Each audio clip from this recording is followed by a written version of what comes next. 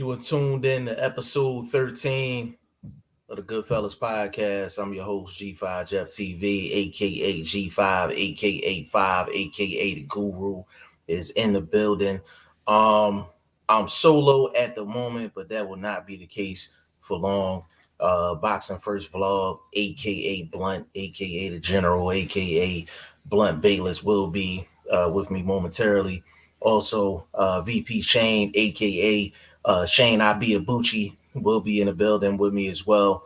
But just trying to be consistent in terms of the time and when we actually get on. So 5 o'clock Eastern Standard Time, that's our slot, and that's what we're doing.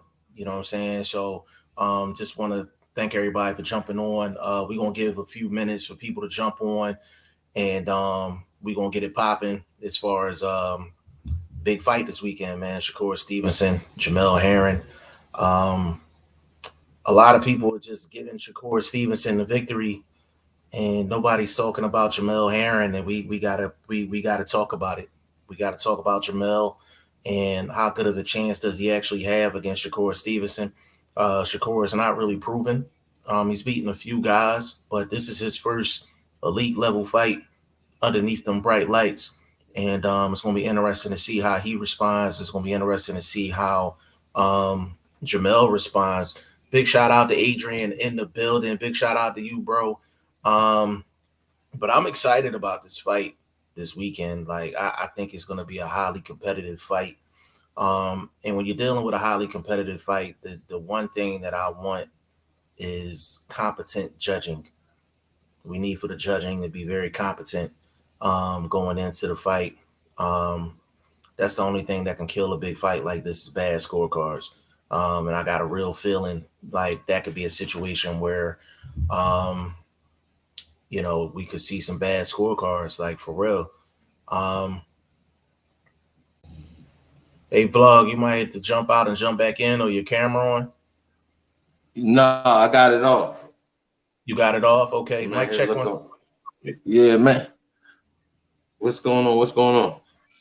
Nothing. Do I sound clean? Yeah, you good. Yeah, you sound clean, brother. For the people that don't know, that is BoxingFirst Vlog, aka Blunt, aka the General, aka Blunt Bayless in the building. What's going on with you, player? Oh man, just another day in heaven. Glad to talk this boxing with you. Absolutely. Now, we talking Jamel Herring, we're talking Shakur Stevenson. Vlog, I'm just gonna go to you off top.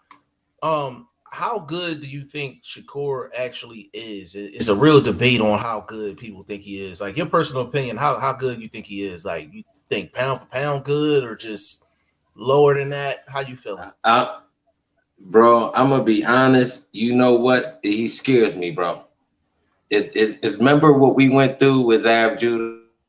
Mm-hmm. As soon as Zab took that major step to that A+ side of the game, right? We seen, a little something with his chin and got a little bit exposed. So that's what I'm scared of for the young boy. And to be honest, Jamel Herring is somebody that can do that.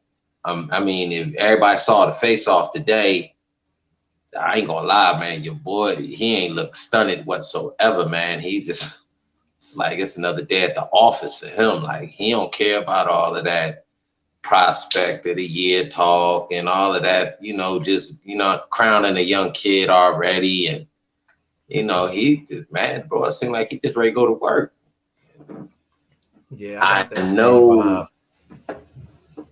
You got that vibe? That's what I got today. Yeah. And that's been the vibe since the start of the promotion. The young hot prospect versus the all business guy, and a lot of times the all business guy is scary, when a person don't care, you know what I mean? And just, a quiet assassin type mod, you know what I mean? Don't need all the flash and all the hoopla around it. Just go to work, He got the shovel in his gloves, and you know what I'm saying, he just ready to Right. go dig a hole for somebody type of thing. You feel me? So I don't know, man. I personally, I don't see why he's an underdog. I think he should be favored in the fight. First of all, he's the champ.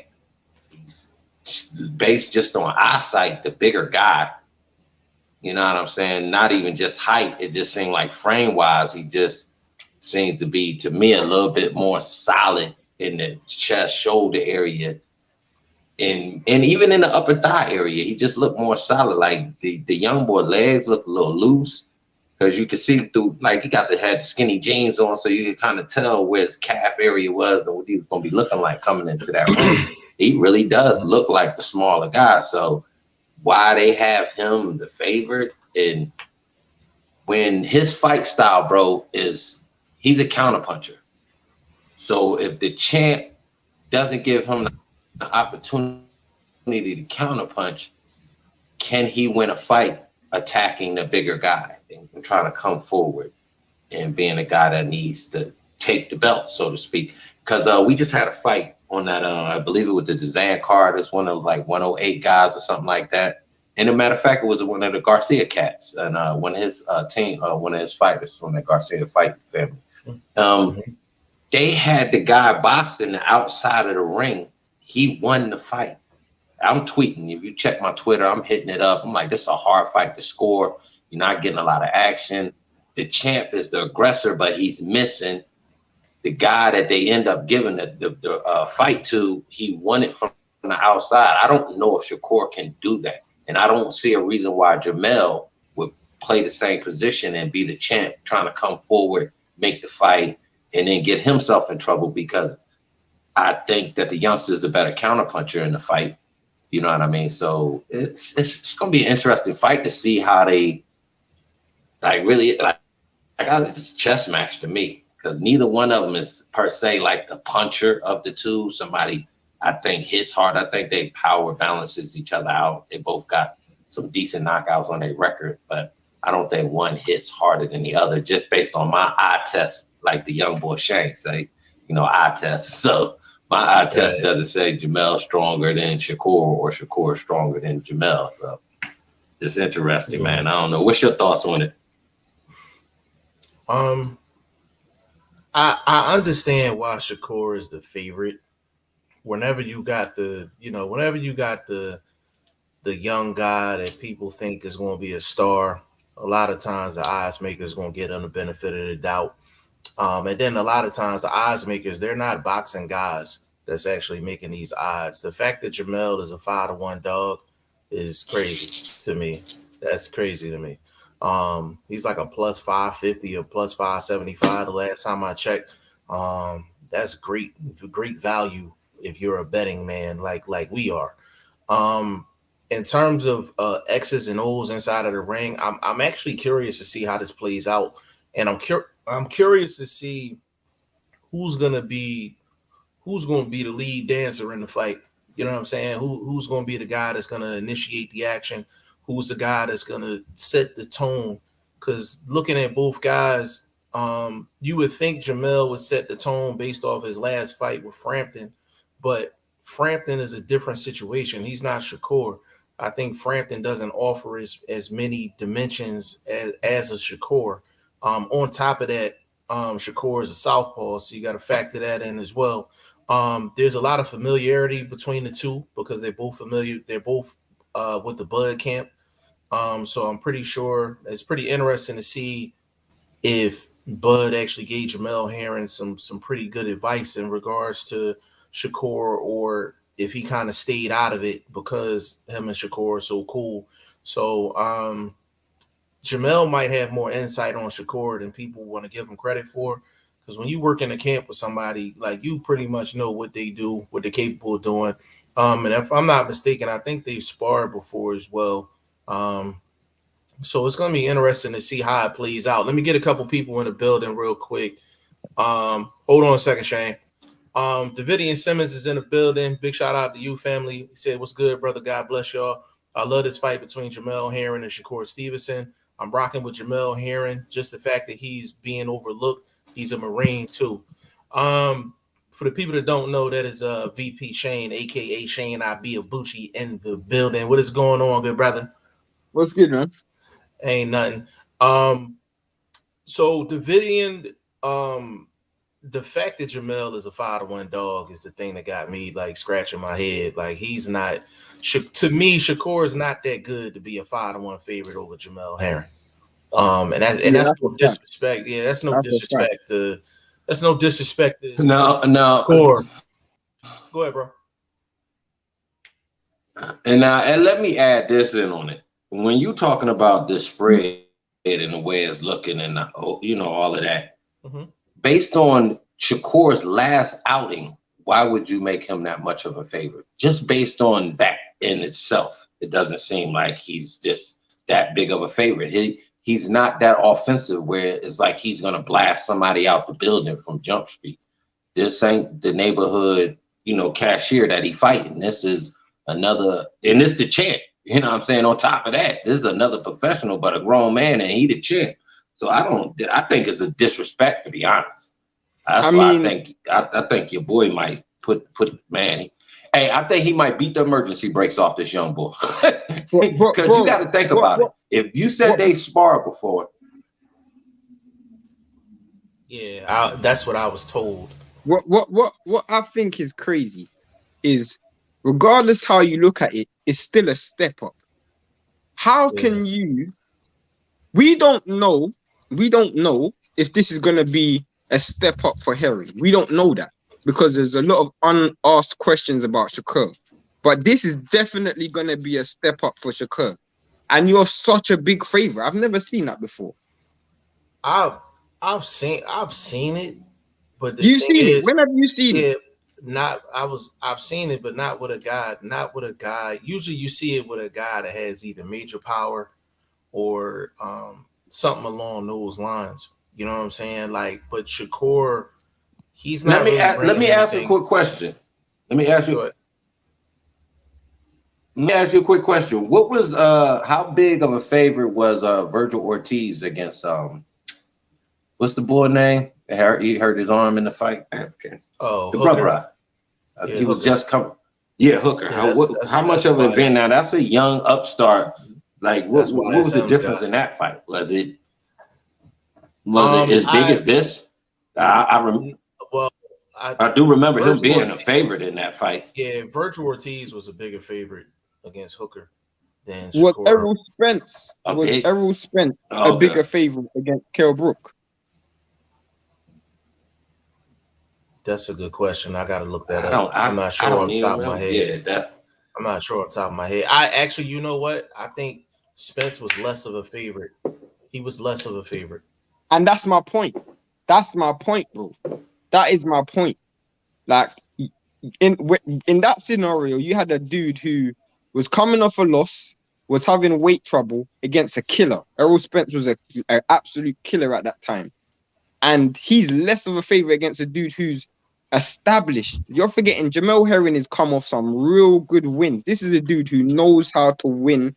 Like, I don't know what the bookies were thinking. Maybe they were just enticing hardcore fans to put big money on Herring because I think it must be a certain level of hype with Shakur that I'm just not familiar with.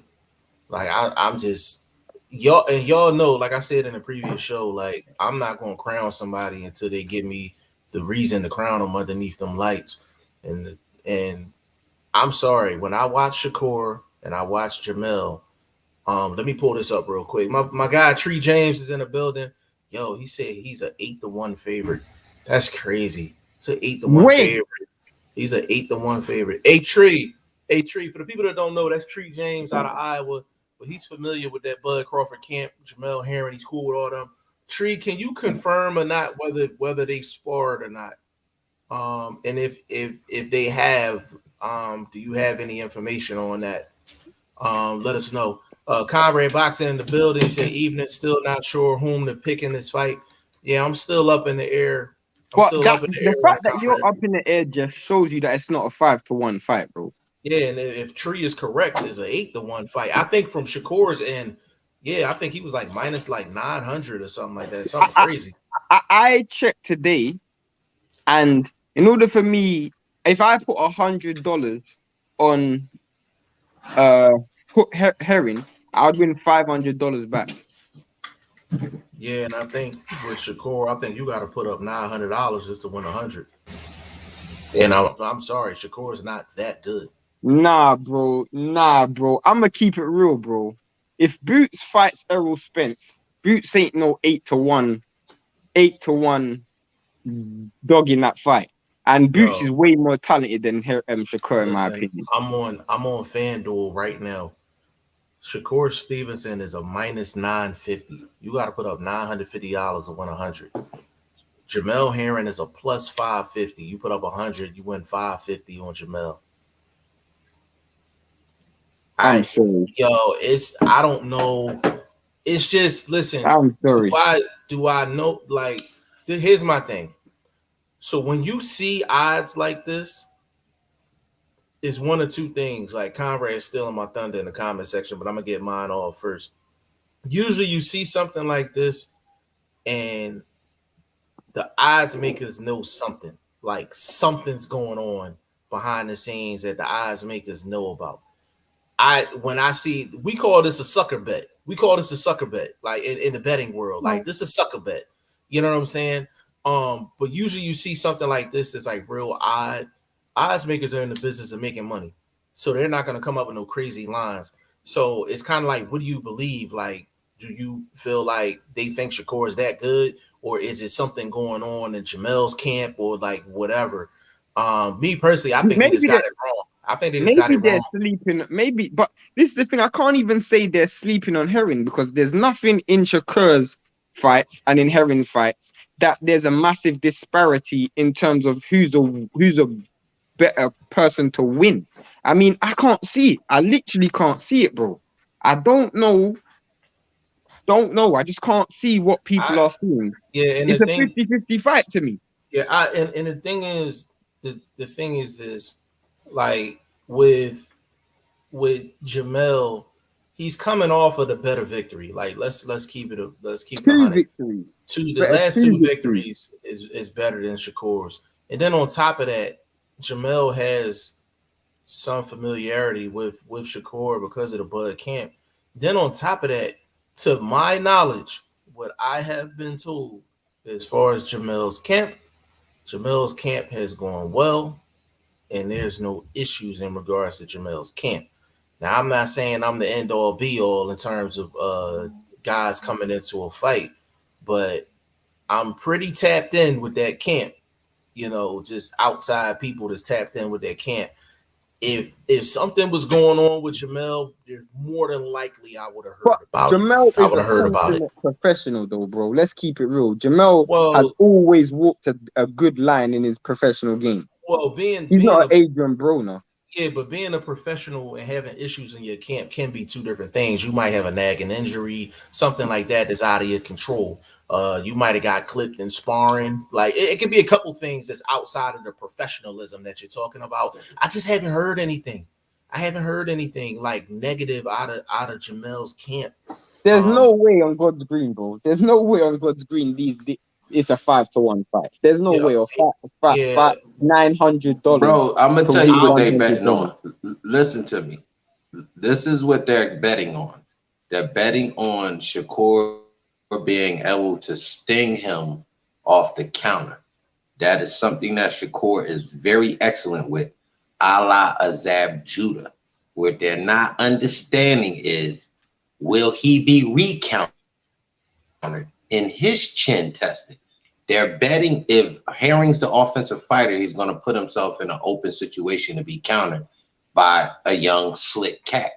I mean, that's the only way I could see it, why you would make him the favorite, because Shakur has never been so aggressive offensively unless he just knows his competition is that much below him, like way early in his career when he just foot on the gas, I'm coming forward, whoop-de-whoop. He's not that kind of fighter as he's been stepping up in competition. Just in his last fight, he was so cautious against the African because why? Nobody knew anything about him. He didn't want to find out inside the ring, you know what I mean, in front of the world. Yeah. So it's weird, bro. I think that the only thing, that's my analyzation on they have him so favored is No, they're betting on the counterpunch and it being a killer shot. could it be a case, Blunt, that they know that if it goes to the cards, even if Jamel Herring wins, they might rob him? Because as much as Herring is the champion, obviously Top Rank are investing more into Shakur, and he is the future of one of the futures of that company. But the thing, I agree with that, but it's still not. It still doesn't explain the minus 950. Even if that's the case, it still don't explain that 950. Like, that's crazy to me. Like, my boxing eye don't tell me. Yeah, and if you say that, Shane, then like the fix is in before the fight even starts, bro. It's like, you know what I mean? If they saying if we are, it's a guarantee. Yeah, I'm saying if they think as bettors and the people that do all of this spread laying, they figure it's a guaranteed win, then they're gonna make people pay for that guaranteed win. That's what it's about. So how much more money are they making by just handing out 100 off of your 900 compared to how many people may bet on Herring just because of the odds look so good on Herring? And they like, hey, y'all look at them odds and go ahead and drop your 100 over there. So I mean, it's like the setup is in already. It's almost like one of them, you know, them bum fights we get in football, Jeff. And it's kind of like, damn, man, both these teams are garbage. Who, like, do I really bet on either team? It's one of those. It's almost that type of fight where you better be cautious and just stay off of if you're a bettor. Now, if you're a fan, you can root, you know, all day long, obviously, but as a bettor, I'm cautious of all this. Even though, like, if Herring wins, I'll be kicking myself. Yeah, I think they gonna have to, exactly. They gonna have to just take my money then. There's no way I'm not betting Jamel. There's no way I'm not betting Jamel. There's no way. I'll look at myself in the morning. I'm picking Herring. And I'm seeing those odds. Now, on Sunday morning, to support. Go on. Let me say this, to support us rolling with the odds rights and what's favors in our favors as bettors. What supports it as the judges have been getting some of these fights right lately. Like we've been, you know what I mean, since that McHale thing that happened, we've been getting some decent cards here right lately. Like we just had one with the Mikey Garcia. So I think we need to lean that way, that the judges they'll keep it square and everything is, you know, above the board, so to speak. So I'm rolling with Herring. I was already rolling with Herring even outside this betting situation, bro, because I just think he ain't gonna go down. I don't think, because Shakur is not offensive like that, where he's putting 5-6 punch combinations together that he can clip this guy using his speed. I don't think he's gonna be that aggressive. He seems to be too cautious. He ain't been punched in the face for real yet, bro. So that's a fact. Just don't think he's. And is there a case that Shakur's already looking past Herring? Because that's what I'm getting. I know Herring ain't looking past Shakur, but Shakur could be looking, bro. There's no way I'm waking up on Sunday morning and I'm thinking, oh damn, I didn't put money on Herring and Herring won. There's no way I'm doing that, bro. Yeah, I don't think Shakur is overlooking Herring. I just think he's extremely confident, and that's what you get with young guys. You know what I'm saying? I just think he's real confident. I don't think he's overlooking him at all. But I got 500 to get me 2750. 500 might give me 2750, bro. I might be putting a couple hundred on my man Jamel. And this is my boxing eye. This is my boxing eye telling me to bet Jamel. It's not even the odds. It's just I think Jamel got a really good shot at winning the fight. Before I even saw the odds, I was picking Herring. Ask anyone. I've always been picking Herring because I'm not that convinced about Shakur when it comes to that, bro. What you got to understand is Herring is a dude who knows how to win, bro. Like I feel like if guys go back and watch that Roach fight, I was so impressed with Herring in that fight because when things were looking shaky, this dude went and he found it, bro. This dude knows how to win, bro. Yeah, let me get in the comments real quick, fellas. Bro, why did I just watch the clips of that shit today, Shane? I just watched the clips of that fight today, but go ahead, Jeff, my bad. No, you good. You good. You good. Conrad Boxy said Hooker was too small at 147. Can't compare that with Herring. That's a good point. Soldier Boy, breaking news: Dillian White pulls out on the showdown against Otto Wallen. That makes him immediate number one contender against Fury. We spoke about that yesterday. Yeah, that was breaking news yesterday. Um, he said, I don't think Shakur and Jamel sparred. Tree, I was told something different, but we can talk off camera about that. Conrad, he said bookmakers must know something. See, that's what I was saying. Something going on behind the scenes in the camp. Conrad, I haven't heard anything. I'm not saying, but I'm not sure. Davidian Simmons, what about the whole purse thing with Jamel Herring and Shakur Stevenson? When have you ever seen an upcoming star who doesn't have a belt yet get way more than the actual champion? I can actually answer that.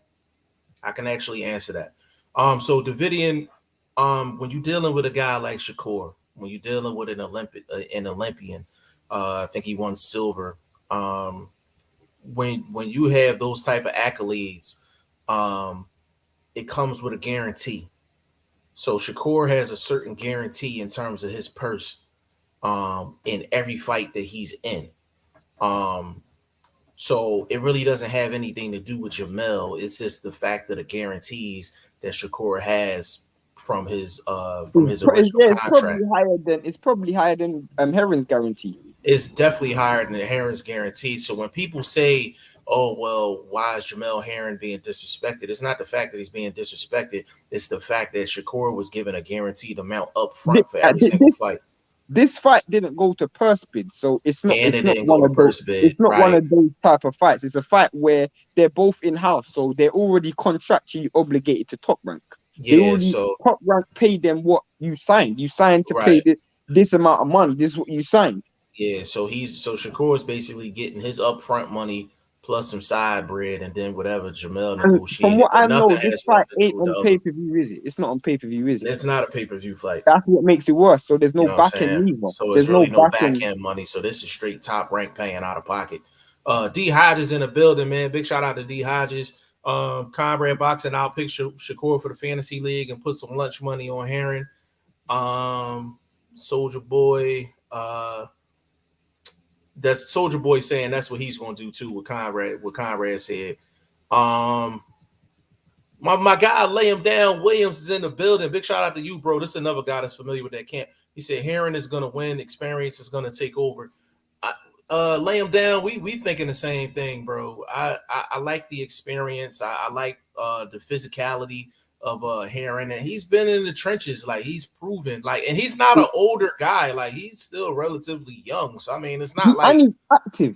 and he's Like active. He's to active. say I just to double down on what Blunt was saying. Like when you watch the clips, bro, of that Roach fight, like one thing that was so telling to me was that even though a dude might be faster than you, and he might even be a little bit technically more talented. I'm not gonna say he's more skilled, but more talented. He just knew how to do it, just keeping a very calm head, and he stuck to his game plan. Like this dude knows how to win a round. It's not even about who's a better fighter. It's about, can I win a round? It's like what we were saying yesterday, Jeff. When you can fight great, bro. When you can fight great, it doesn't matter about who's a better fighter, who's a more talented fighter. Can you win a round? There's so many fighters that weren't technically that gifted, but they just know how to win rounds. And it's just down to efficiency. And Shakur's never been in a fight like that, bro. He's never, bro. I don't think Shakur's winning this fight, man. I just don't think so. Yeah, I'm sorry. I'm putting some coins on Jamel, man. If I lose, I lose. Like I can't. My boxing eye and my betting palm is telling me to throw some money on Jamel, man. You can't wake up Sunday morning and see Herring has won and you didn't put no money on it. Yeah, I can't. Yo, I'm sorry. This is off topic. Did y'all see what Rolly Romero was wearing during the press conference? No, what was he wearing? It looked like some. It looked like some raccoon. It looked like some raccoon fur with no shirt on underneath in L.A. You know he was sweating and stinking the joint up for real. Like that's crazy. I have to go look at that. Yeah, it's on. I'm gonna send it to you, real. I'm gonna send it to both of y'all real quick. That is, yeah, he's a character. He's a character for real. Like that is funny. Who's Yeah, more like who's more likely to get knocked out in this fight? Jamel, Why do you think that? because the same thing Blunt said. Counterpunching ability. Does Shakur have the power to knock out Heron? Yeah, that's what Blunt showing. Yeah, Shakur is just extremely confident. You know what I'm saying? Lance said, I agree with your boy Shane. Kiki is in the building. Big shout out to Kiki. Hey, can I say something about that? What we just saw? Go ahead, bro.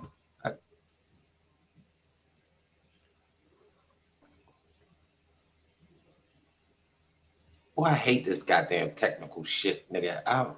This above my goddamn pay grade. But anyway, bro, about that clip we just saw, bro, that seemed like childish nervousness, just playing with the belt and all of that. Like, just like they told him, go try to do something like showmanship, just to kind of, because they know how calm this dude is. He's a soldier based on his traits and, you know, based on what he do for a living. He's you know what I mean, a soldier. So it's like they told Shakur to go. That's not his nature, bro, because he didn't do any of this when it came to the build up for the fight, the African dude. He was talking about other fighters and what was going on at lightweight and all of that during that press conference. So this what we just saw, bro, this dude is not ready, bro. Because that's not his nature, bro. He's not like he's not like Rolly or any of them dudes. You know what I'm saying? Like, you know, that's just part of what they do to sell themselves as a fighter. See that thing, man, this dude nervous, bro. I wouldn't put no money and not no 950 on that dude for $100. Yeah. Man, there's no way in the world off of just that right there. When you know a little bit about these fighters, you know this dude don't do nothing like that. Yeah, that's just not witty. One thing I will say is Shakur has been consistent in how he's been acting this whole time with Jamel. That perception that he just know that he's 10 times better than him. But talent doesn't always win. And what he's got to also understand, bro, is when things get difficult for him, we know what Heron's going to do when it gets difficult for him. We know he's got it in him. Does Shakur have it in him? We don't know. We've never seen it. Yeah, that's what I'm saying. Like I just said the dude ain't never been punched in the face, bro. Not for real, bro. You know they not letting you get touched in sparring. Yeah, what's gonna happen when he get punched in the mouth? Like that's what I'm looking for. Conrad said if I were a conspiracy theorist, I would have question marks with the odds and 2 in-house fighters though. Lance said Rolly trying to be like Pauls and the McNugget. That's funny. YSM Shakur talking trash is cringeworthy and unnatural. Yeah, you can tell that's not his lane. That's what I just said. That's what I just said, bro. I just said that, bro. Yeah, it's not his lane. It's really not his lane. D Hodges, Kiki. Yeah.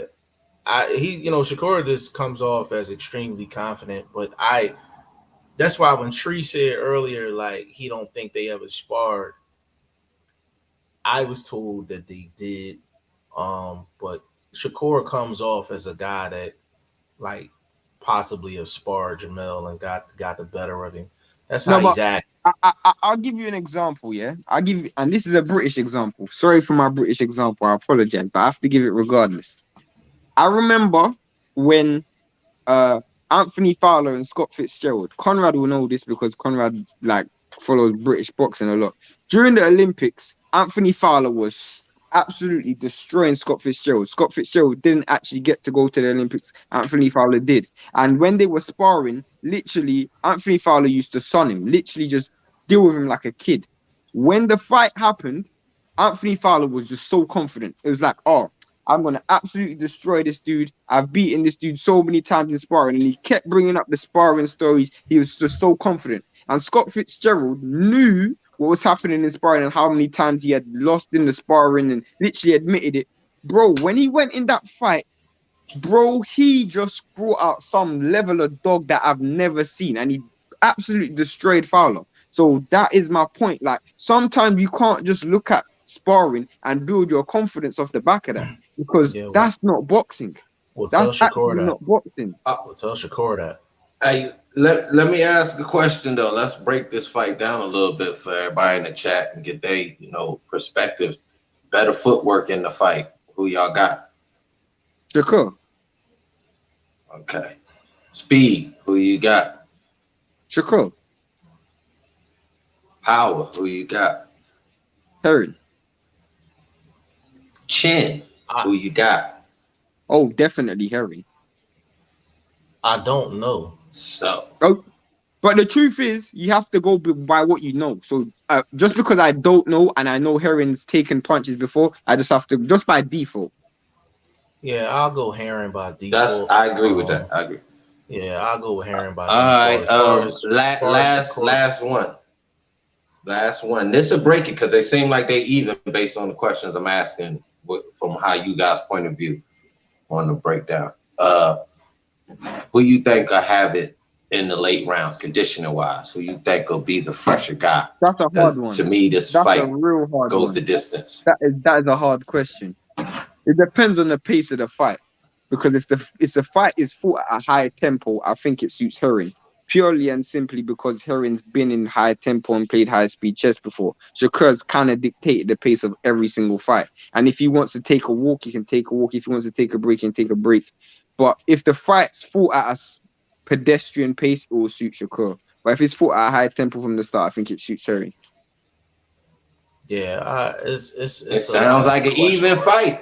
Sounds like an even fight, it's definitely an even fight. It's definitely, there's no way it's a 5-1 fight, bro. It's definitely a 50-50 fight.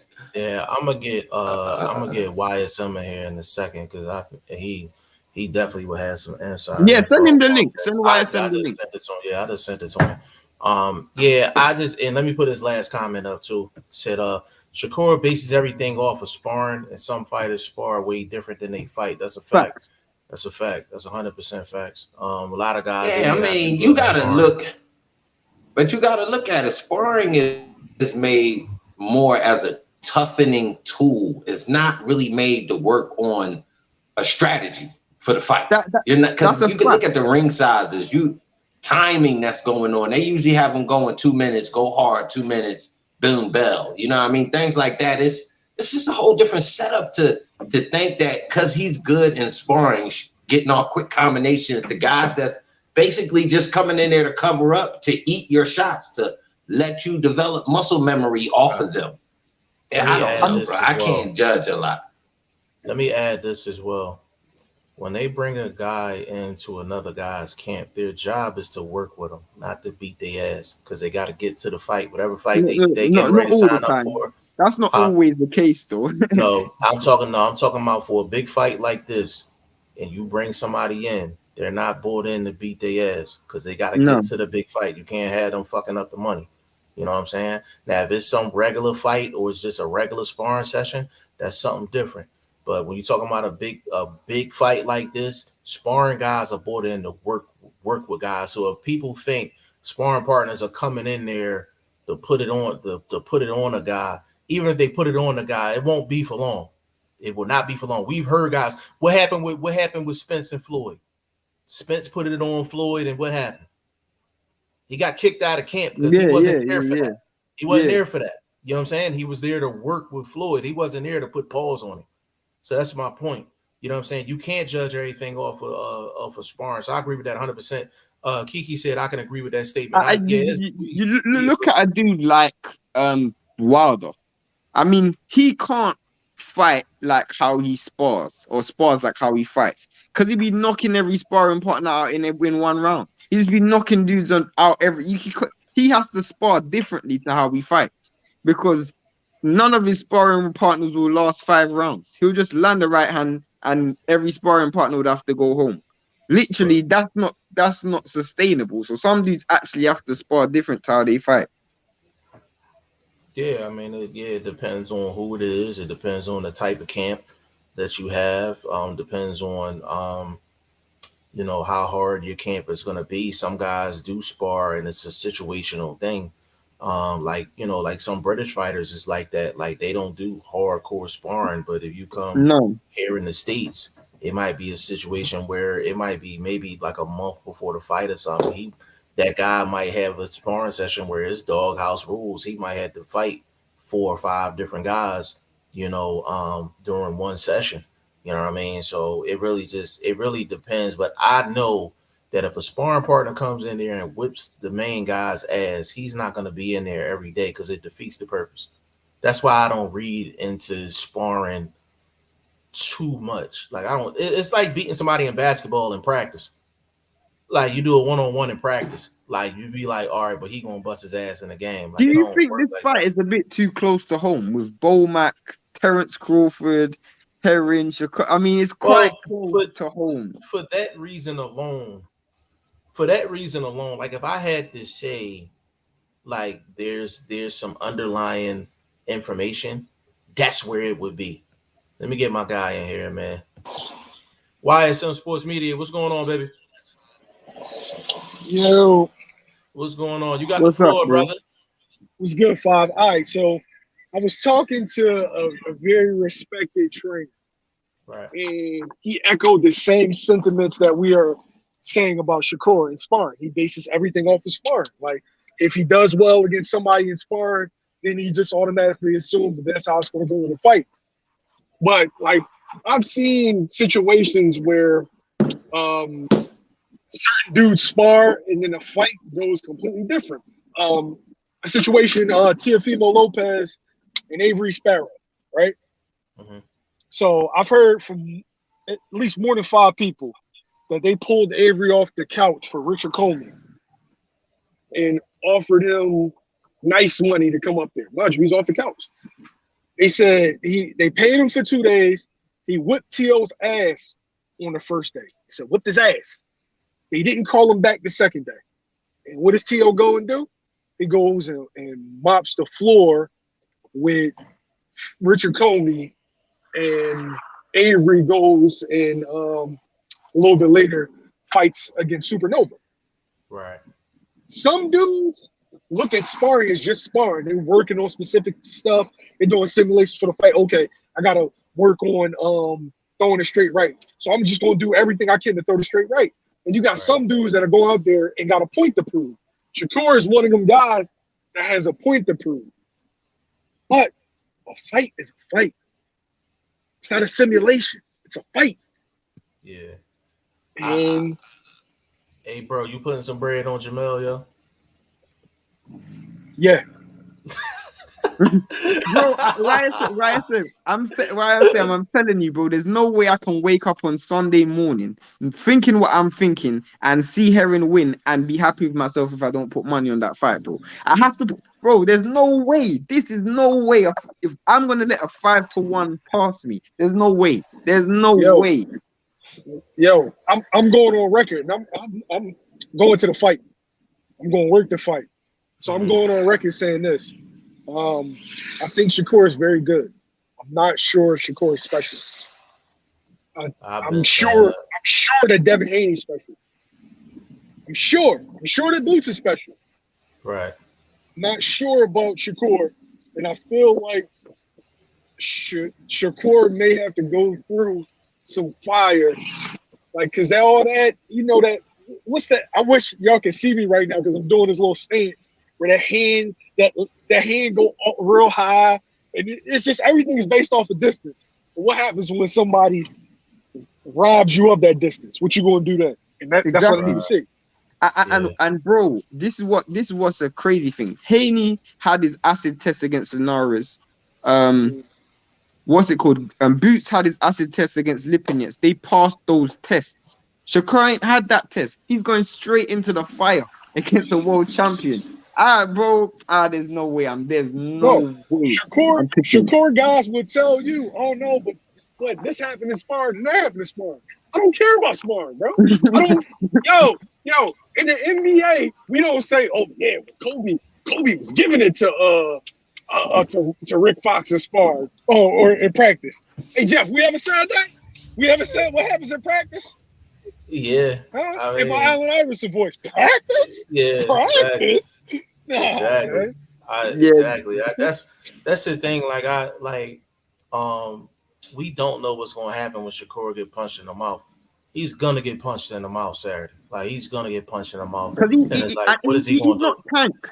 He's not tank. He's just gonna. He always has that chance where he can just land the money shot and go home. He's not that dude. He's not got Bro, that power to just knock a dude out with one shot, go home, walk out the ring. That's not him. Hey, YSM, yo, Shakur is a minus 950, bro. Minus Yeah, I got 950. Like that's I got to throw insane. some. I got to throw some ducats. Yeah, I got to throw some ducats. I'm throwing some bread. I'm trying to get some used car money out of this, man. Oh, yeah. Bro. Hey, some Crown Vic money? Some Crown Vic money, absolutely. I gotta get some Crown Vic money out of this, man. I'm not gonna lie, yeah. I'm not. I won't be surprised if both of you phone me on message me on Sunday morning and saying, "Bro, I just made a nice bag," because I can just imagine you guys putting some nice money on this fight. Yeah, I'm putting a couple dollars on Jamel, and YSM. I said this before, and I said this to vlog too. Like Shakur is nice. I just don't know if he pound for pound nice. People trying to crown him like he's pound for pound nice, and I'm like, he gonna have to show me. He gonna have to show me. Joette Gonzalez? That's what I'm saying. People are crowning him. Yeah, but minus 950 means they crowning him.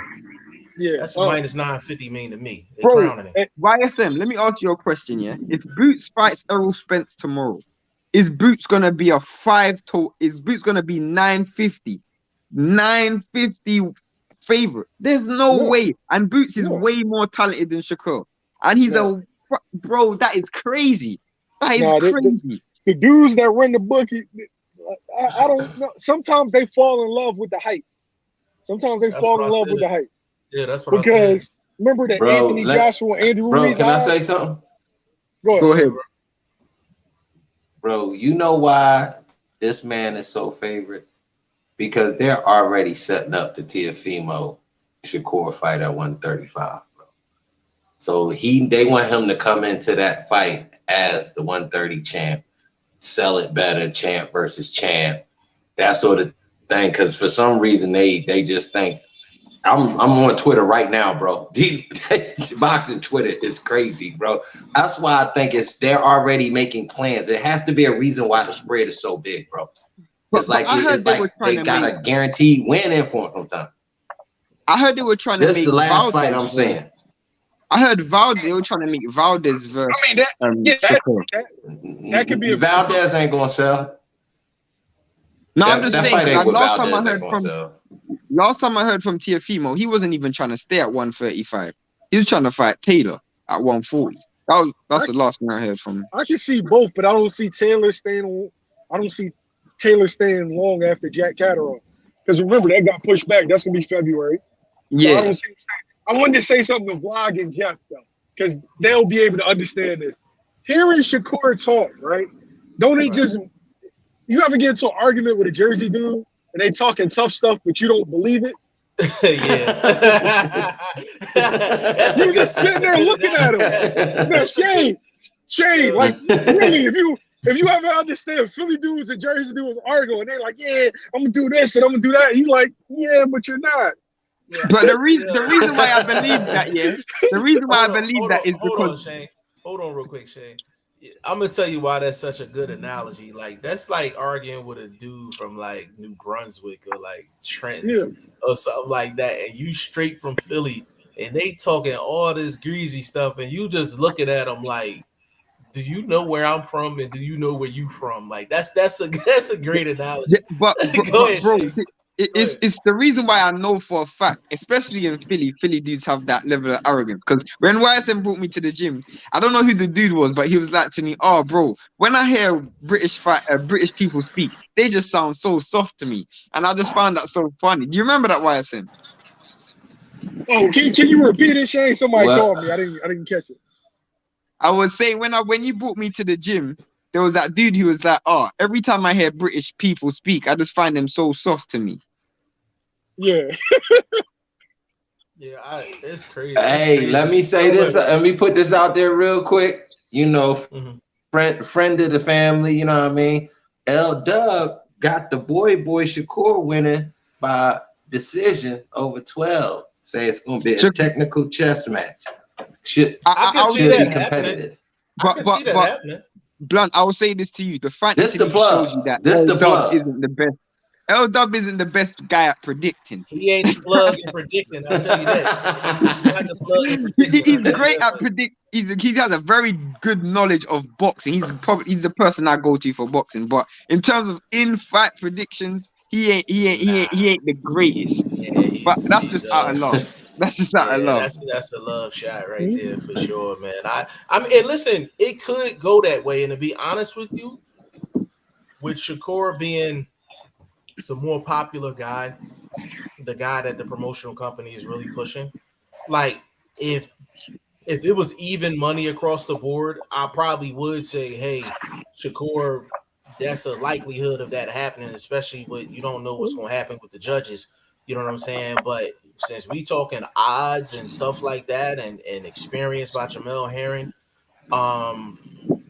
yeah, like I'm definitely taking Jamel. Like this, I'm definitely taking Jamel. Like for sure. Like that might be the only thing I take Saturday. I may not bet no football, no nothing. I might just go straight Jamel and just call it a day. You know what I'm saying? Because I think he got a real shot. I think he got a real shot to win this fight. It's something else I wanted to address. And Shane, me and you was talking about this. Say, yo, you ever see how big that kid is, Shakur? When people talk about weight bullying, like weight bullies, his name never gets mentioned because of how he fights. But I saw him next to Regis' program. He's a weight bully. Yeah. And this is going to be the first time he's ever going to be in there with a dude that's bigger than him. Yeah. In the ring.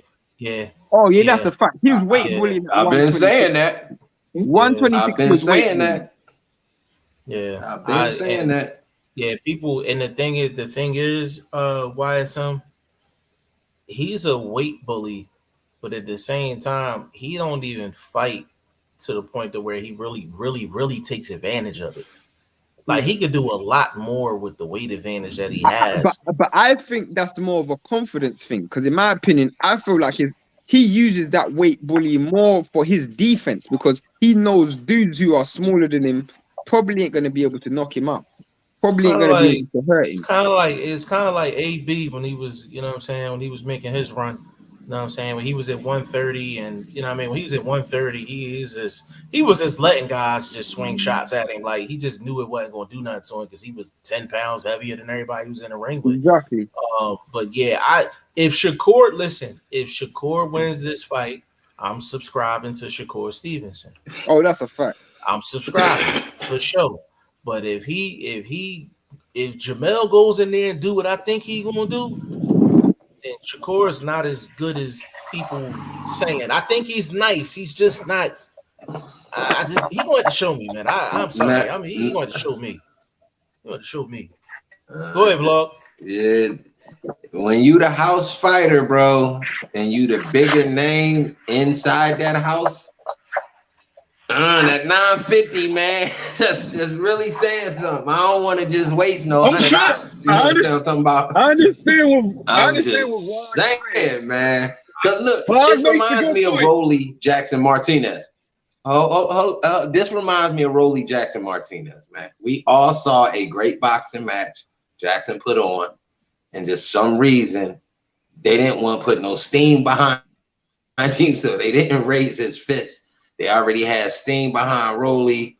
It's kind of, you know, Jamel's been around, but he's never been somebody that's been on some pay-per-view sort of, you know what I mean, like type of situation. He's just been a good, steady fighter. They made a couple dollars with him, but they putting money behind this youngster, trying to get him on the Tank sort of level, like, you know what I mean, on Ryan Garcia, that sort of fame from outside the ring going inside the ring. So he has to support it by doing his job inside the ring. So I feel you, vlog, but Jackson Martinez wasn't an in-house fighter.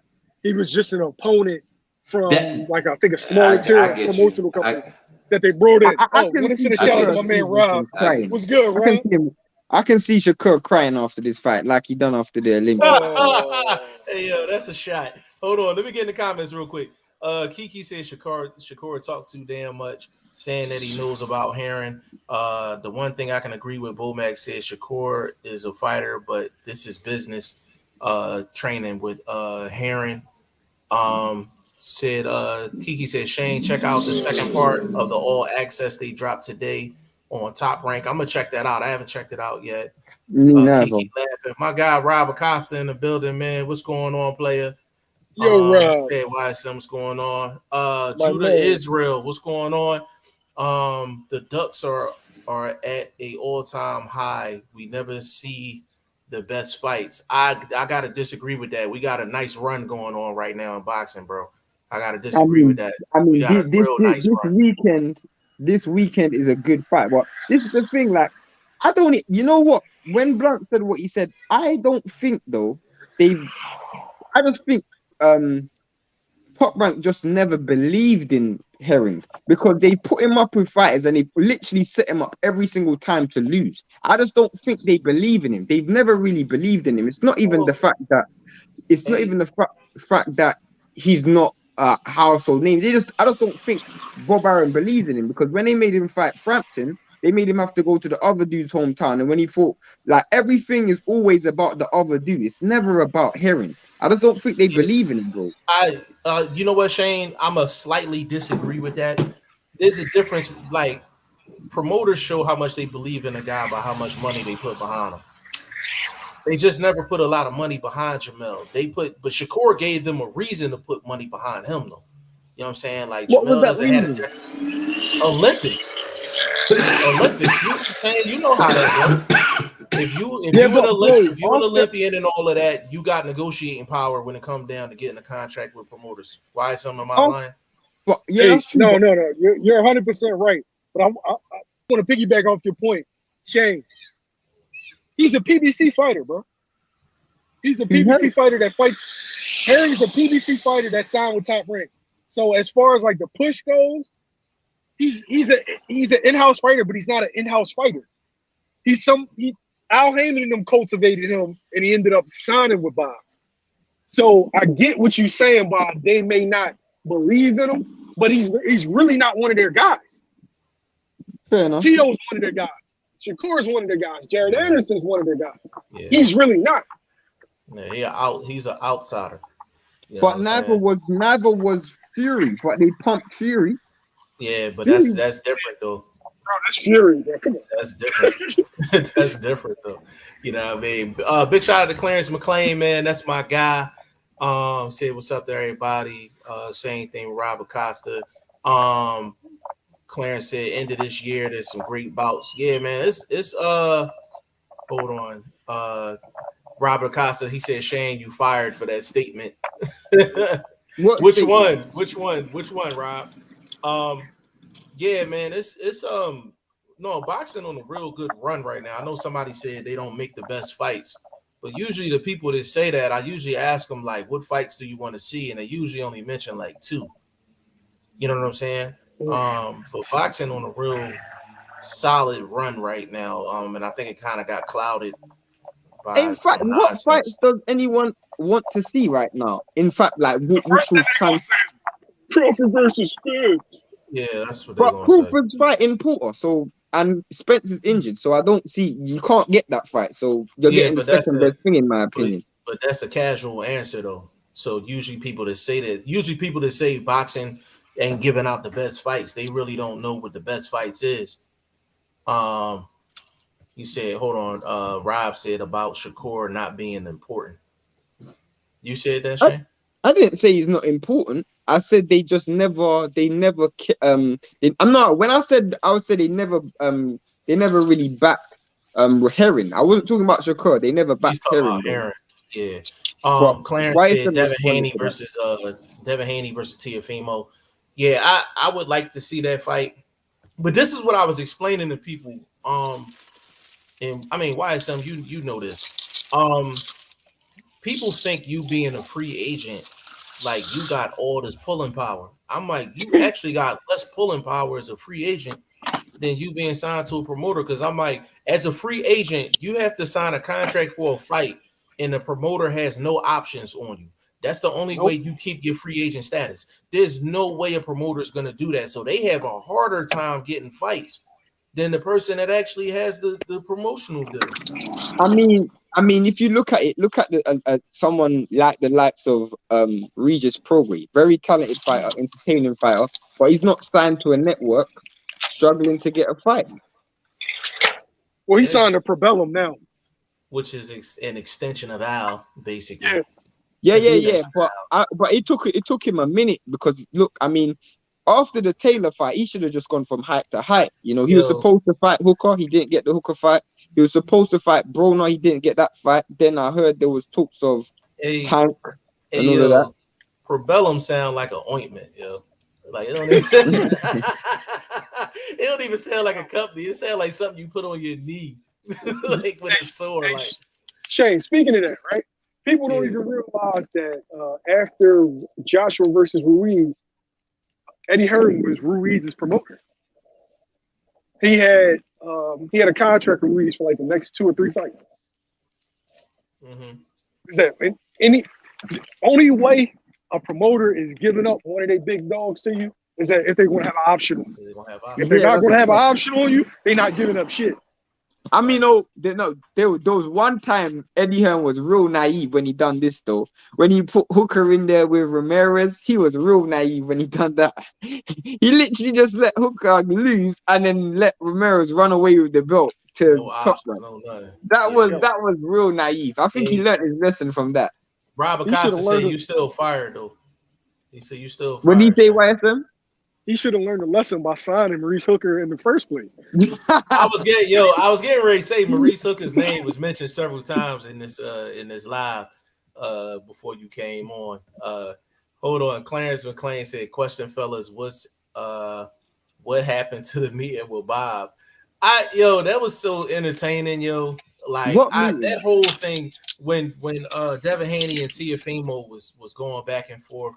And they was like, well, what happened with the meeting with Bob? What happened with the meeting with Bob? And I'm laughing at it because I'm like, bro, you've been Triller for the past 12 months. You've been Triller for the past 12 months. What are you talking about, the meeting with Bob? There was no meeting with Bob. I'm like, you was pro Triller the whole time. And when you found out they wasn't putting the fight on, I'm like, now he did sign with Top Rank during that promotion, but they seen the writing on the wall. Like, I think they knew that Triller fight wasn't going to happen. You know what I'm saying? So it's go ahead. Hey, but the thing is, right? It was such a big disingenuous statement, and it was like he was purposely trying to give out misinformation. Devin Haney's a free agent, right? So the meeting with Bob could have been a meeting about a contract, not about a necessary fight with you, Tio. So you're acting like, huh? That's what he said. That's what Dev said. No, that's what Dev said. No, I'm sorry. That's what Bob said. Bob said he wanted to talk to them, but he said not only about Tio, but just about other fighters, period, which means a contract. But why is Eddie Hearn doing what he's doing? Because what I'm confused about, bro, is this dude's literally masquerading as Devin Haney's promoter. But this dude Devin Haney's a free agent. So I don't see why Eddie Hearn's trying to make himself relevant where he's not. Can I speak on that? Go ahead. Let me speak on that real quick. So what Eddie Hearn does, right? When whatever he can't get with his promoter's hat, he's gonna get it with a manager hat. So if he got to masquerade as a manager in order for him to get paid, then that's what he's gonna do. But when he can make his stamp as a promoter, that's what he's gonna do. It's kind of similar to Canelo. He was running around like he was Canelo's manager because he knew he didn't have any long-term ties to him. Eddie Hearn is the guy that's always going to cash out at the poker table. He's the guy that's always going to cash out at the poker table. Like, you never going to see him broke at the poker table. He always going to have chips in front of him. He looks at the landscape and then he play the game how he see the landscape. Like, he has no shame in his game. None. Absolutely none. You know what I'm saying? But that's why I like Eddie Hearn, because Eddie Hearn, he like, man, I'm gonna get it however I need to get it. That's just his mentality. Like, so I don't look at him in the same light as a Bob. I don't look at him in the same light as a Al. I don't even look at him in the same light as like a Frank Warren. Like he's gonna get in where he fits. He seems like a dude, yeah. I'm not gonna say he's gonna be as trashy as Don King, like run over to the loser's corner after the fight's over and take pictures. I don't think he's gonna do that. But he seems like a dude who always wants to have a racer in a fight. Like he always wants to have a dude, even if his dude loses, he's always gonna find a way to make himself seem relevant. Yeah, and another thing, he seemed like one of them guys. Yo, take like AJ and take AJ and Usyk for example, right? So Eddie Hearn's not stupid. He seemed like one of them guys. He'd be like, "Hey, boxing first vlog, take this 50,000 real quick, throw it on Usyk." Like, you know what I'm saying? He seemed like one of them types. You know what I'm saying? Like, don't get me involved with none of that chicanery. Yeah, like it's just, you know what I mean? Like that's just how Eddie Hearn is, man. But I just feel like it's crazy because I'm like, Eddie Hearn's his own entity, but I'm like, actually imagine Eddie Hearn, like if Eddie Hearn was like Al's main promoter, like he would be like unstoppable. You know but the saying? thing is, though, Eddie Hearn shot himself in the foot because when he came into the American market, he was supposed to sign everybody. This dude's stable is so weak right now. It's shocking.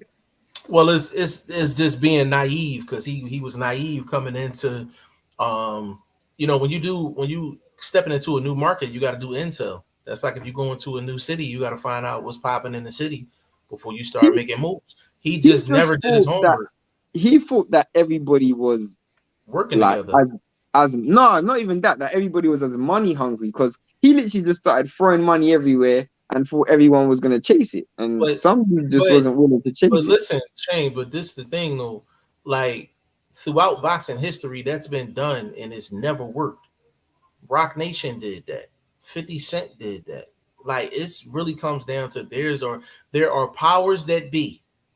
That is Bob Arum, Al Heyman.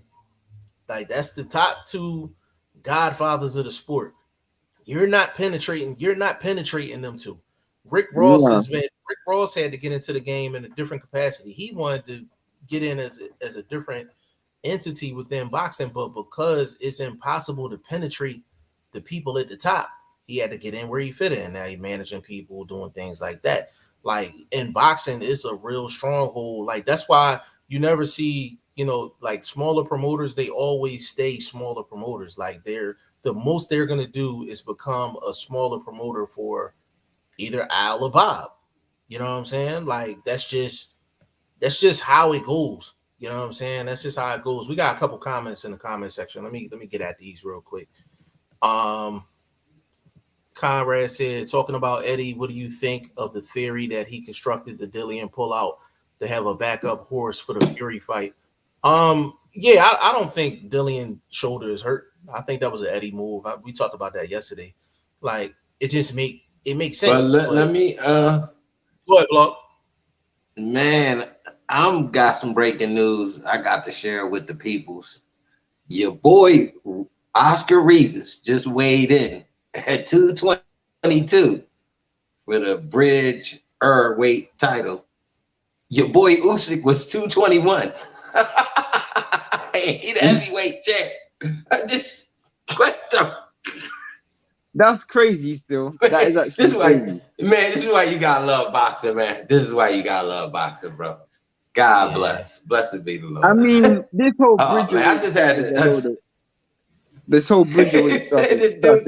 So fight night, he gonna be like 230 something, bro. Actually, that's the scenario. Oh man, this shit is comical, bro. That's the situation where a heavyweight rehydrates if they fight in a bridgerweight. No, I'm just saying. No, I mean, just it's they weight limit is 220 or something like that, 225. So he gonna come in not hella high over there.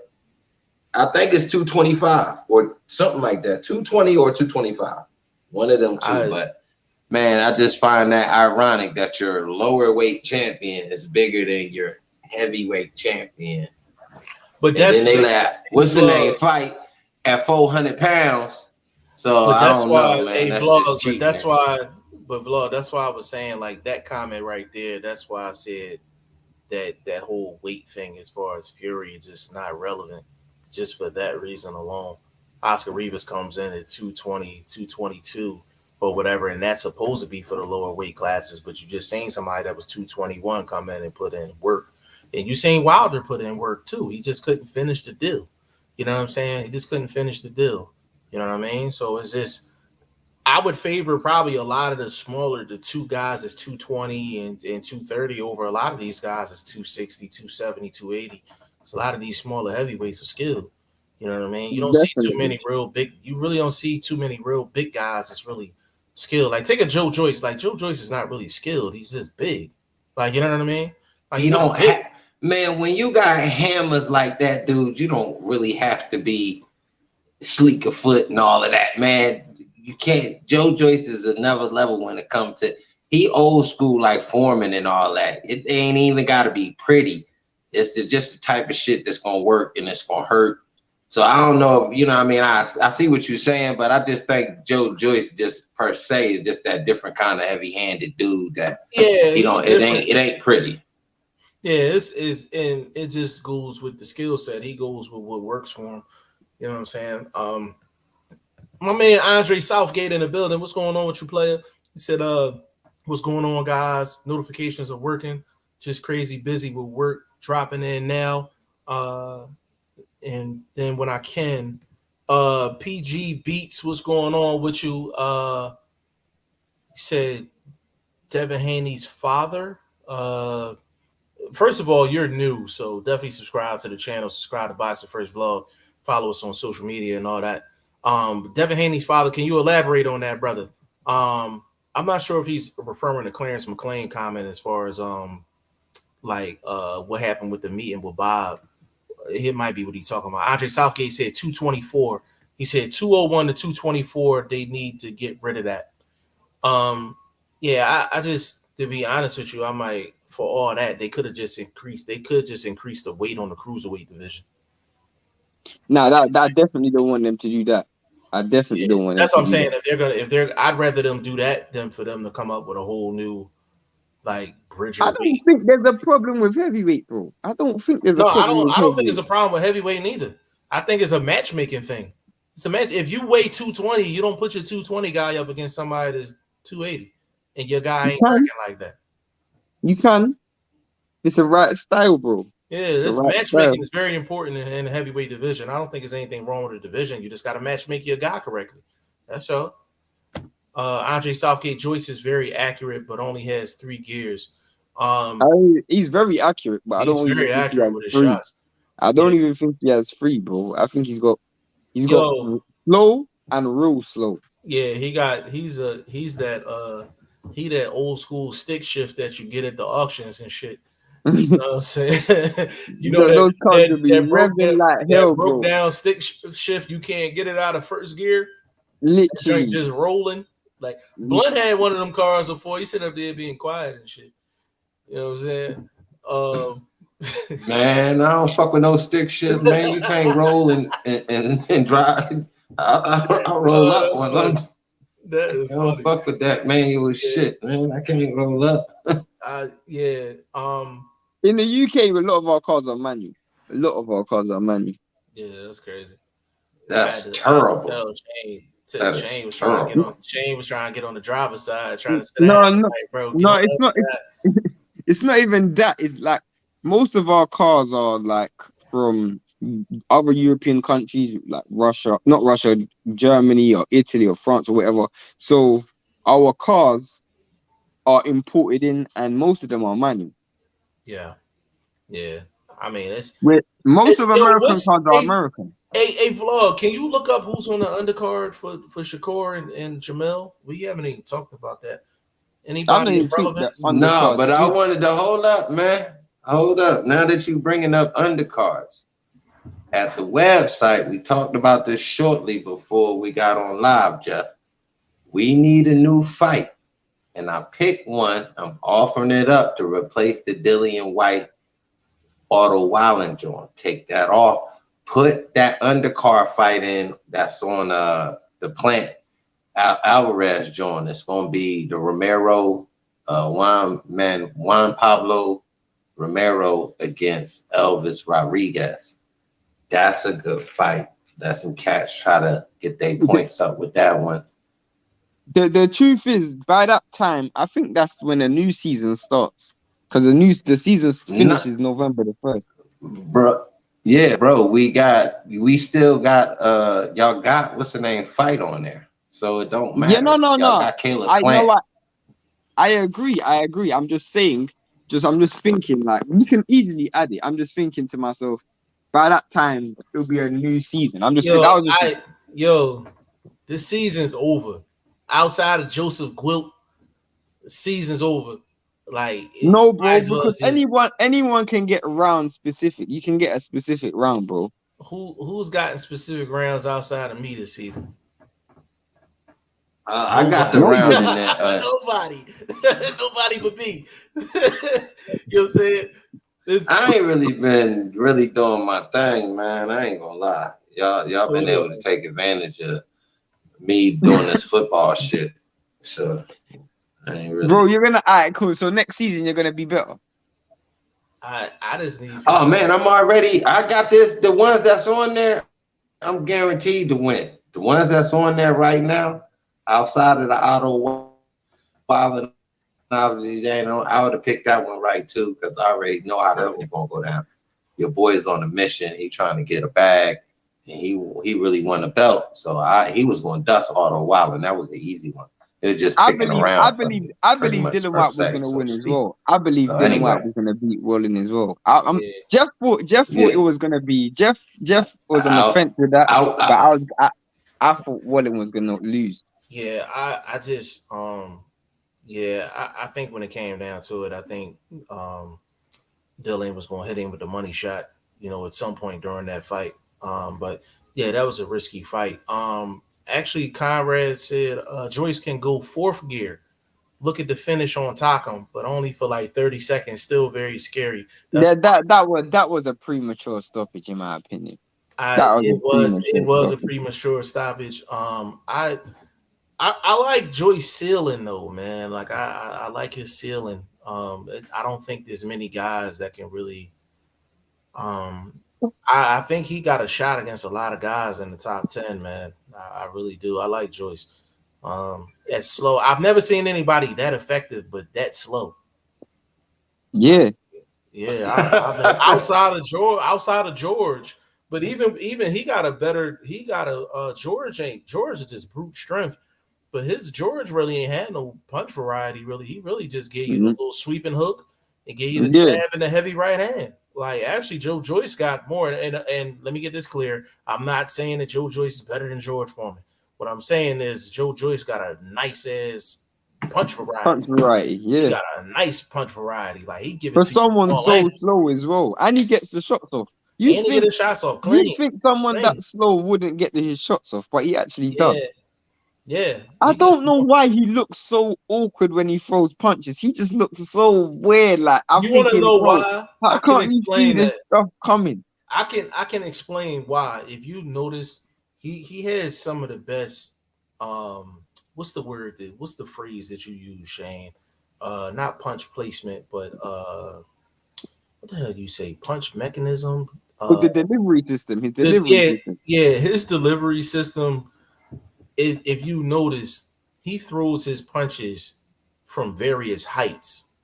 Like, he will throw a punch and he literally has his fist at his chest and he'll throw like a up jab almost, and it looks crazy. But then he also throws shots where he's almost chopping down with the shots. His delivery system is crazy for a guy that big. Like, it's just, man, if he had any type of speed, bro, he would be scary. Well, he'll be a problem. He'll be a real problem because he's physically strong as well. Yeah, Andre Southgate said Wallin is no joke. Would have been a tough fight if they go the distance. Wallin wins. That was no, hell no, fight. Hell no. I disagree with that. I don't agree with that. As far as Wallin winning on the cards, I don't think Walling's winning that fight on the card. There's no way. There's no way they're giving that to Ed. But I think the only way he could have won that fight is on the cards. He's not. Well, that's the only way he out. could have won. Yeah, but if it was a close fight, it was a close fight on the cards, White's winning because there's no way they're gonna give it to Walling. Yeah. All right, now first take. Go ahead, man. No, y'all been running y'all mouth. You asked me to do something. I did it. Do what? Listen here, man. Brother. First impression, this shit garbage. Well, tell us the card first, brother. All right. No, I'm just I read it first. I'm giving you my first take on this shit. It's trash. I can see why this shit is no real. Yeah, bro. It's got Evan Holyfield against some dude named Charles Stanfield, 6-3. Evan coming in 7-0. It got Zadier again against some dump truck dude named Dan. My bad. Hold on. What the hell? You don't shut the fuck up. That's the commercial on the shit, bro. I can't do nothing about that shit. I was trying to hit it, but hold on, man. It got how you say dude name? Xander Zayes? Xander Zayes against some Zayes. Yeah, Zayes. Some dude named Dan Carpacey, 9-3. Oh, Carpacey. Yeah, I know Carpacey. Yeah. No, it's not that Carpacey, bro. It's not that Carpacey. No, I know it's not that dude. I know it's not that one. Dude is trash truck juice. Anyway, we got some other dudes don't nobody know nothing about fighting some other dude don't nobody know nothing about. But hopefully it's a good fight. Some dude, man, I can't pronounce these names, man. Roddy Drop. Man. Levisi, some dude named Levisi fighting Plummer. Levisi 8-0 with one draw. The draw was a couple fights back. Then he had 2 straight wins. And this dude Eric Plummer is obviously a journeyman, 12-14. So, and then they got that dude Nico.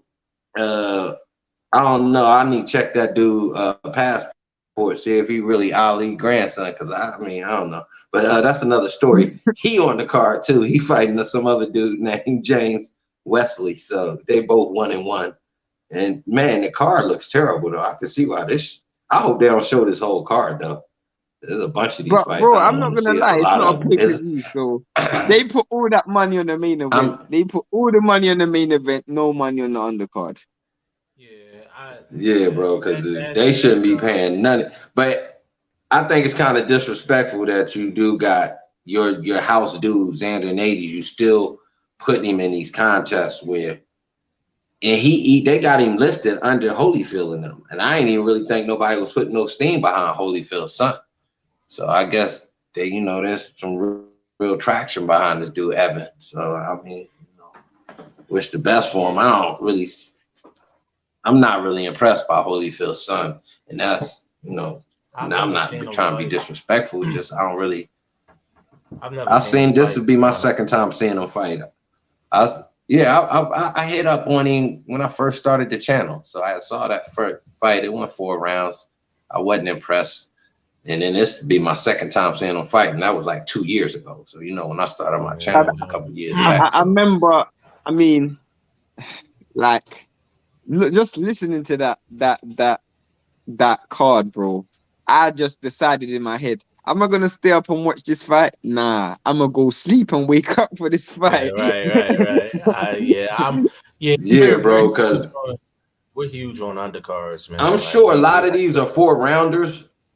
I don't know about that Nico Walsh. That might be a 6-rounder or something. But these last few joints, they 3-0. The fight, the cards start. Don't got no start time, bro. Just Atlanta. Atlanta, how far is that behind you, Jeff? Or is it same time as you? That's the same time. That's East Coast. Atlanta's the same time. Yeah. Yeah, that's okay. East So Coast that's 5 hours. So that means it's most likely going to be like 2-3 o'clock. I'm gonna have to wake up. Yeah. And I figured YSM and all them was going down there too. Big shout out to them, man. Hopefully y'all be able to do some good work down there, because I think they got they got credentials for that fight too. So big shout out to all those guys, man. YSM Sports Media, pound for pound. My guy Shido. I feel All those sorry for guys. those dudes though, because they gotta watch that undercard. Jesus Yeah, Christ. I'm Hey, sorry. now I'm doing some homework. Here. I think I see why they got this. They feel like your boy Chin will not hold up, bro, because he been knocked out by a couple dudes. I mean, you know, he got TKO'd by some Russian. Who you talking about? And then I ain't about never heard him? it in Russian. Who you talking Yeah, about? bro. So this was a few Yeah, years but- ago. So I'm just saying they but might bro, see something, bro. the truth And is, then bro, he got that is lost to very some dude intriguing. named Ladarius Miller. That is very I get you, bro. intriguing, But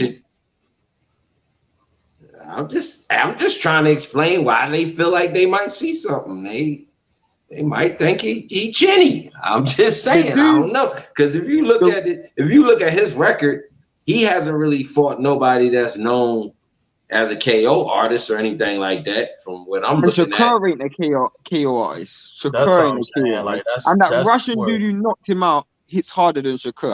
I'll tell you that for free. He hits harder than Shakur. But that's the thing, like, even if all of that what is weight true, was that at? I'm just pointing out some things on why they feel confident, bro. I'm trying to point out things on why they feel confident. Even if all of that is true, Shakur really has. No, that was at 140. Like, oh well, that's why then. Lightweight. Yeah, that's lightweight. Oh no, what is lightweight it? No, I think they know. Yeah, I think it 130. It was 130. Yeah, I think it was 130. Yeah, because they ain't put it complete. Yeah, I hate box sometimes. Shakur, even if all that's the case, Shakur really ain't shown that he cracking like that. Like, you know what I'm saying? Like, not minus 950 cracking like that. You know what I mean? They're making this sound like Tank. I'm nervous, bro. I think it's a setup, bro. You might be right, but they gonna set me up. I don't know if I did something, bro. I don't know. I might put something light on it, like a 50 piece or something like that. Where I don't know. I don't want to really. I could put 50 on both sides. Shit. I'm trying to get some crown. Because if I put 50 on both sides, I'm good. No, I'm trying to cover myself both ways. Hell no. I'll get a bottle back. The only way that I'll get a bottle back if Shakur win. I'll get a bottle back if Shakur win. You said you putting money on both sides though, like the math wise, that don't make any sense. Yes, it do, because if I put 50, even at the what's the name? The one that's $250 to the $50. You put 50 on the other side and bring back what? A quarter, $20, $15. Hell no, bro. It's minus 950. It's minus 950. Bro, it's minus 950. I'm gonna get something back on the money line, man. Bro, listen. Hold on. Put it in right now, Jeff. Put it in. Put it in. Shane, hold on. Put it in, Jeff. Vlog. Listen to me. You said you're doing $50 on each side. Am I correct? Just put it in, man. Tell me how bad it would be. I was thinking it'd be at least like $12 or something. It's the fact that you're betting both sides. It's not the fact that you had to bet by itself. Nah, because I don't feel that. You bet 50 on both sides, you're gonna lose. Unless Jamel wins, you're gonna lose. You're gonna lose money. It's a math thing. No, because you're gonna get like $18 and you put $100 down. Hold on. I'm about to put it in right now. Hold on a second. I mean, yeah. No, I would. Yo, $50 to get you $5, bro. God damn. $50 gonna get you $5. That's a cheese. That can't get you a cheesesteak here, brother. I'm just saying, bro. You gotta try to find a way to cover yourself. Bro, that is not a cover. You can't cover yourself. That is not even nearly a cover. That is not they setting this shit up. That's what I'm saying. This shit is a setup, man. I'm staying away from this fucking fight. Fuck that. I mean, I'll put the 50 on. I'll put the 50 on Harry. Yeah, I'll put the 50 on Harry. Bro, they're making sure. Bro, they're making sure nobody put any money on Shakur. That's what they're doing. They're making sure nobody puts any money on Shakur. Because who the hell is gonna want them odds? Who's gonna want those odds, bro? Unless you're gonna put a grand, $2,000. Like there's no. They're making sure no. Because bro, you gotta put $950 down to win 150. To win 100. To win 100, sorry. To win 100. They're making sure nobody puts any money on Shakur. That's what they're doing, bro. They're making sure nobody puts any money on Shakur. Yeah, it don't make no sense to me. It don't make. That's why it's a stay off that fight. But if you did bet, you put. No, but go ahead and put the 50 on Herring. That way, even if he do lose, because it's a setup, you know what I mean? Then it ain't dang bad. That's your cover up should be in another sport. Like it should be like a football bet or something like that, or a basketball bet. Like you can't bet both sides of the coin as far as that particular fight. Bro, you're gonna be butt naked in these streets. But other fights you can. But other fights you can, bro. Stop it. You know you can. No, I'm just saying the odds is too big. The odds is too great. With this I got it. I didn't do the math. I'm trying to make sure you ain't butt naked in these streets, brother. Man, I never be pimping. Don't even do, man. You boy, don't even do me like that, nigga. You know I won't be the one butt naked. Don't even play me like that, man. You boy. I'm gonna just say this, man. Got. I ain't even gonna go there, bro. I'm just imagining Blunt, yeah. I'm just imagining Blunt thinking that he's gonna get $20 back from a Shakur win,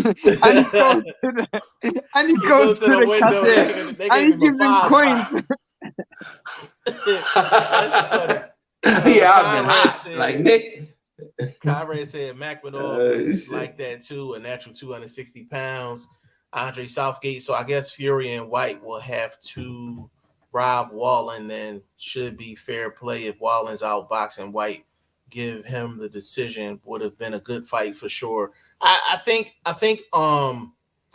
Andre Southgate, the thing that Wallen has to an advantage against Dillian White is that he got the better feet. But the thing is, in the heavyweight division, better feet is not guaranteeing you a victory.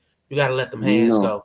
You got to let them hands go. And Wallen hasn't shown that he's going to let the hands go. I think if he can let his hands go against Fury, he probably would have beat him.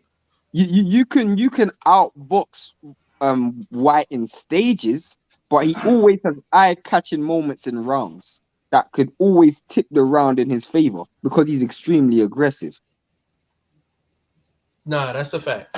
That's a fact. Conrad boxing. I'd rather see Fury White than the Wallen rematch, though. Oh, that's a fact. Don't think that sells. Yeah, I agree with that 100%. Andre said Conrad for sure. That's a better fight, but should have give Wallen the win over Fury. They need to do what's right. If anything, he should have got a rematch with Fury. That was a robbery. I think the fight should have been stopped because of the cut. Me personally. Let me say this. You know damn well they don't do what's right in boxing. That's a Fury fact. proved that when you forced him to have to defend his own title. Just that in itself says that we probably won't see that Wallen fight unless Wallen goes on some kind of miraculous tear. Yeah, that's what I'm just saying. You won't see justice in boxing. Not regularly, that's for sure. We can get it maybe inside the ring from fight results, but just in general, we won't get it from the powers that be. Yeah, Andre said that cut was worse than the Henry Cooper versus Ali fight, and Wallen cut him early. Was that cut worse than Baddy Jack and Marcus? No, that's the worst cut I ever seen in my life. He literally got shot. Nah. What's the name? The homie shit was bad too, though. Big salute to him for the recovery, but the homie Toriano, his shit was bad too. No, that was like a lip joint. But it hasn't. I'm just saying, as far as just level of tear, like damage. No, just on a level was of damage. That was a real bad. That was. It Yeah. The reason why the Baddy Jack one was so bad is because you couldn't do nothing to stop the blood flow. Like, Yeah, you well, could. you can literally stick your whole fist in that. Like, you Yeah, couldn't that put shit was crazy. no Vaseline, no nothing, bro. You couldn't put Yeah. nothing to stop My that. man Jalik, the leader in the building. Big shout out to my guy Leak. Said Shakur trying to intimidate Heron, 8-1 favorite is wild. Yeah, it's crazy. Conrad, I'm with Vlog on this. Looks shaky. Conrad 50, maybe 100 on Heron. Andre, you guys. I'm thinking about 100. Because, Yeah, bro, over here, bro, it's 100 is 5-1. And why it's so crazy is because if I put £100 down, that's £500 back. It's But the same thing here. I know, but the conversion, bro, that's $770. Okay. £500 is $770. Okay. And the thing is, bro, hold on. Let me get through these comments real quick. Andre Southgate, you guys make me want to gamble again. Was an addict. That's why I stopped. But missed the excitement, bro. That's all we do over here, man. We might have you rope back in. Bro, you know how nice it is to bet for a dude. Within means, though. Andre, I picked Shane up from the airport, and I think the next day we went to go cash a ticket in. So that's what we do. Jeff, read him the disclaimer so he can get back into betting. Oh yeah, listen. So don't bet the rent money, the electric, the gas, the car note, the car insurance, or none of that. Make sure the bills is paid up and you got a couple dollars in your pocket. Whatever you got left over, go ahead and do your thing, brother. You know what I'm saying? But that's what we do. So if you want to talk that with us, we can talk that all night. I spend most of my conversations talking with Blunt about that shit. He said, there's nothing better than betting on a fight, knowing that you have a dude in a fight, bro. That is the feeling of that is so nice, bro. Andre, I literally hit on the Castano and Charlo draw. I showed the ticket. You know what I'm saying? So yeah, man, get back into it, man. Just be responsible with it. You know what I'm saying? He said, gotta go, guys. Have a good one. Catch you the next time. Hopefully keep the content going. Good content. Appreciate you, brother. Said later, Andre. I only gamble with lunch money, no rent money. Yeah, gotta gamble with the lunch money. Turn that into rent money, and then make the rent money do what it do. You know what I'm saying? I mean, I can imagine. Jeff betting rent money, bro. Yeah, listen. I'm gonna bet. Listen, I gotta bet a couple dollars on Heron, man, because I got Shane got a little debt. I'm trying to help him out. Nah, bro. I've already sorted that out. I've already sorted that out, bro. It's just I don't have cash up. Financially, that was never gonna be a problem. Yeah, it's just I don't have cash up, but I'll sort that out. I'm trying to get. If I hit this Heron fight, man, I'm coming out to Arizona, man. I need my guy Vlog to get me right. You know what I'm saying? Need him to get me right. Had something waiting for me when I get there. You know what I'm saying? Man. Blunt, are you we take you down here to Bourbon Street. You understand what I'm talking about? Get your tennis shoes laced up real tight. You feel me? I just need the tennis shoes laced up a little bit. All right, cool. Wait. Pause. Yeah. I'm not from America. I don't know what the hell tennis shoes mean. Well, listen, I like what you hold on. So just go back to the conversation you and Ashley had, and that's what we mean by tennis shoes. So but why is it called tennis shoes? Well, that's an old school saying. That's an old school saying, but why? Yeah. Doesn't make sense. That's just the lingo, you know what I'm saying? Man, bro. Listen. I'm gonna tell you about slang. I'm gonna just give you slang real quick. Just a quick lesson on slang, bro. It's the way we talk, so white folks can't be in our business. So we talk a certain way. And when I say I'm gonna get his tennis shoes tight, I'm gonna make sure he's taken care of. If your shoes on tight, you ain't gonna stumble. You feel what I'm talking about? You feel me? So it's just game, baby. You'll catch up to an OG, man. You understand? Keep chopping with me. Bro, we have man, slang. I'm telling you, he's sprinkling these bitches. Yeah, y'all be saying you made me drop my smart phone, and shit like that. You know what I mean? So all right, cool. So bro, that's a very big misconception. Like English slang. Do y'all have a dictionary? Do y'all What do you have mean, a like urban dictionary for y'all dictionary? slang? Like urban dictionary, yeah. A dictionary for. Yeah, he said the urban. Yeah. Oh, okay. Well, we But you got gotta 40 remember, water. Blunt. You know what I What mean? you gotta 40 water remember, done Blunt, printed it is out for everybody. You know what I'm talking about? Blunt, Yeah. what you gotta remember though is a lot of like, especially black slang comes from like Caribbean. So a lot of the slang that we speak in London actually originates from the Caribbean anyway. So we actually recycle the words. So most of the stuff you Okay. hear or speak slang, you'll be able to Yeah, understand yeah. because you'll be able to understand. So it's not different. Fair enough. Fair enough. Yeah, I got you. Yeah, Yeah. it's yeah, man. I'm trying to win. I'm trying to win some money, man, and head on out there, go see my guy vlog, man. Get the tennis shoes laced up. Yeah, You know what I'm saying? Make sure I'm right out there. Then I'm also I need some Terrence Crawford, Sean Porter money too, man. So I'm trying to. I need Herring to go in there and don't do even what get he to do. talk about I need that one. him to. Don't I need even. for him to go do what he do because I'm trying. Listen, if I hit, I'm trying to pay for the I'm gonna Arizona sprinkle trip. something on Porter. I ain't sprinkling shit on If Porter. Herring hit, I'll sprinkle. Hold on, what's the odds on that?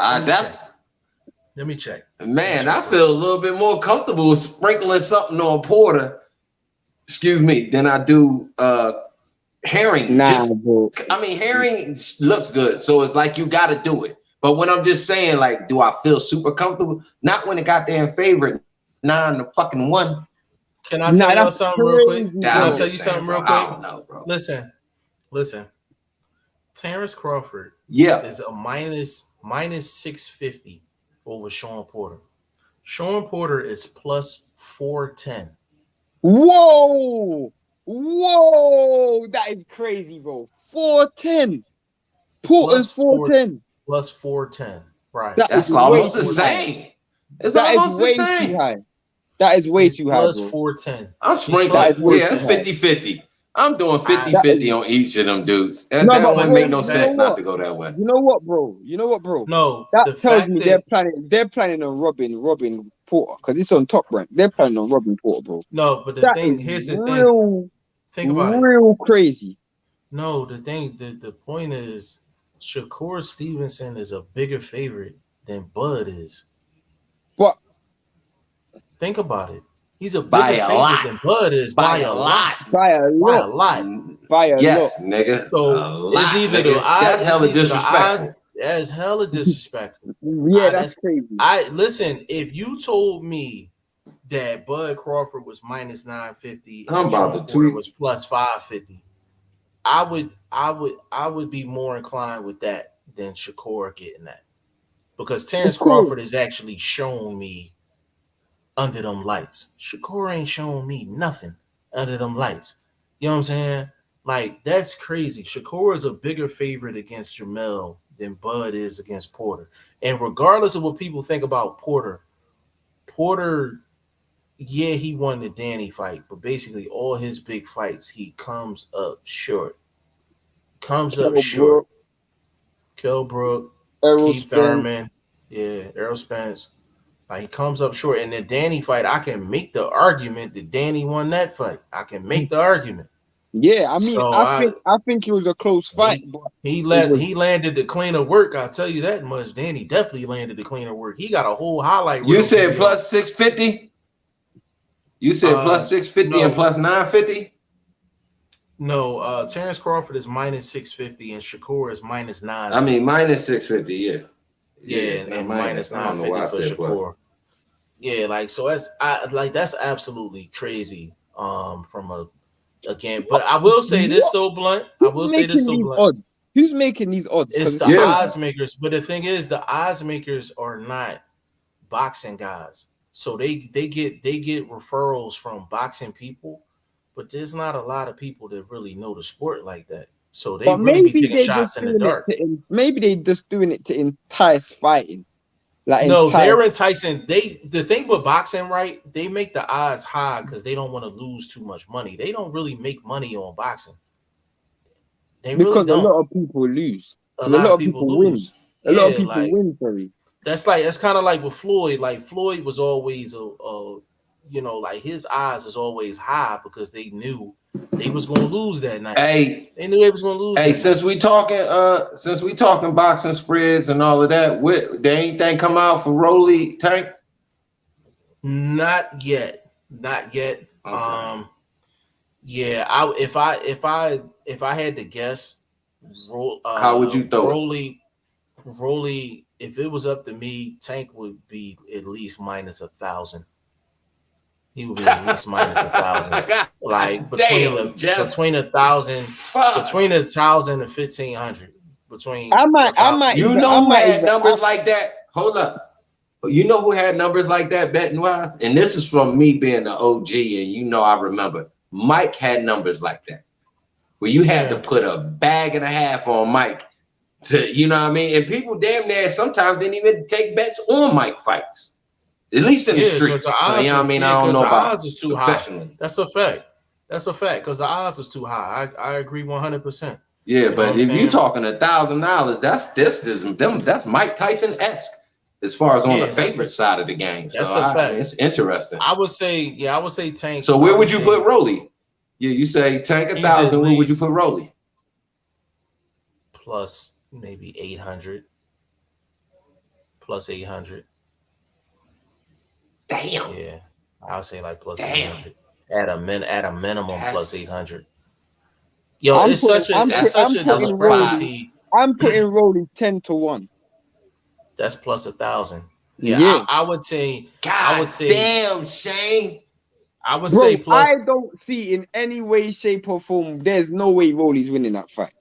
In fact, I'm not even gonna lie. I'll put over and under. I'll put over and under on round 7 at 7-1. Over and under. Hey, bro. I was on the same page when I first heard about the fight. I was like, that shit ain't going past 7. The boy's he too awkward. He bound to catch something so clean from Tank. He gonna be crying for his mama in that ring. Like he is going to catch something so clean that he's gonna get is gonna be memed. He's gonna be turned into a meme. He's literally gonna be turned into a meme, bro. Yeah, the only reason I wouldn't say like plus like 10, I wouldn't say like 10-1 for Rolly, because it's like he has a puncher's chance. He can punch, but it's such a discrepancy in terms of the talent. I think as soon as Tank touch that boy, it's over. As soon as Tank touch that boy, it's over. But the thing is, Rolly does got dog in him. He got dog in him. I'll give him that. But it's his chin. That's what's gonna get you in trouble. Yeah, see that dog, because he was looking suspect against the boy Jackson. The boy Jackson just didn't put it like go forward enough. Because I think if he would have really stuck his foot in the sand like he should have once he was winning the boxing match, he might have could have got Rolly out of there. That fight was very, very one-sided in my estimation. Rolly had a few moments with Jackson. He caught him a little tired and things like that, which is gonna happen. Yeah, that's the way I had it. That's exactly the way I had it. I had it like 117, 111. That's exactly the way I had that. I was in here hot. That was. I remember. That was a back half. I think that was a back half of a parlay or something that Blunt was frustrated at that as well. Yeah. We got John Manziel. Man, I just don't like it. Said Heron by KO. Oh, you calling it? Okay. Ooh. Matter of fact, you know what, brother? I'm gonna help you out, man. Go on the website. Let me help you out. Join the fantasy league. But yeah, join the fantasy league. Hold on. Let me look up something. That's what I'm talking about. I'm about to look up Jamel by KO. It's plus 1,000, bro. So if you want to bet that, if you honestly believe that, he's plus 1,000. Plus 1,000. And you can put a quarter on that and still come up. Listen. You can put a quarter on that, still come up. Wait. Shane. Yo, check this out, yo. Heron on points about decision is plus 1,000. Wait, what? I got Heron on points. Listen, the money line split decision. Hold on, listen to me. The money. Hold on, y'all. Hold on, real quick. Hold on, listen. The money line is plus 550, right? The money line. If you listen to me. The money line is plus 550, but on FanDuel, Jamel Herring wins by points or decision is plus 1,000. If Jamel Herring wins by KO or TKO is plus 1,000. Bro, I'm betting, bro. Not only am I betting the money line, I'm just betting one. Bro, I'd they're rather gonna bet rob one of this dude. these. He's They're not gonna gonna, rob this dude. They're gonna rob this dude. There you go. They're gonna rob this dude. There's no way you're betting one. That's 10-1 on the oh my gosh. bro. If you bet, The fix basically, is if you in. bet I've been 100, saying it. you bet 100. First of all, he's not gonna knock out Shakur. I don't believe that. He's not gonna knock out Shakur because Jamel just don't mash on the gas. But can I see him getting Shakur in trouble in this fight? I definitely can. I definitely can see it. Hold on, we got some comments in here, man. Let me find out y'all liking the gambling talk. Conrad said, I literally just told my brother. I literally just 10-1. Bro, that is crazy. Yeah. There's no way. There's no way. Bro, I'm putting money so on that. I'd rather listen. So except for me putting $200, except for me putting $200 on the money line, right? I'm gonna put 100 on the KO and I'm putting 100 on the decision for him. Either way. Just put 200 on a decision because there's because if he stops him, I'm gonna be sick.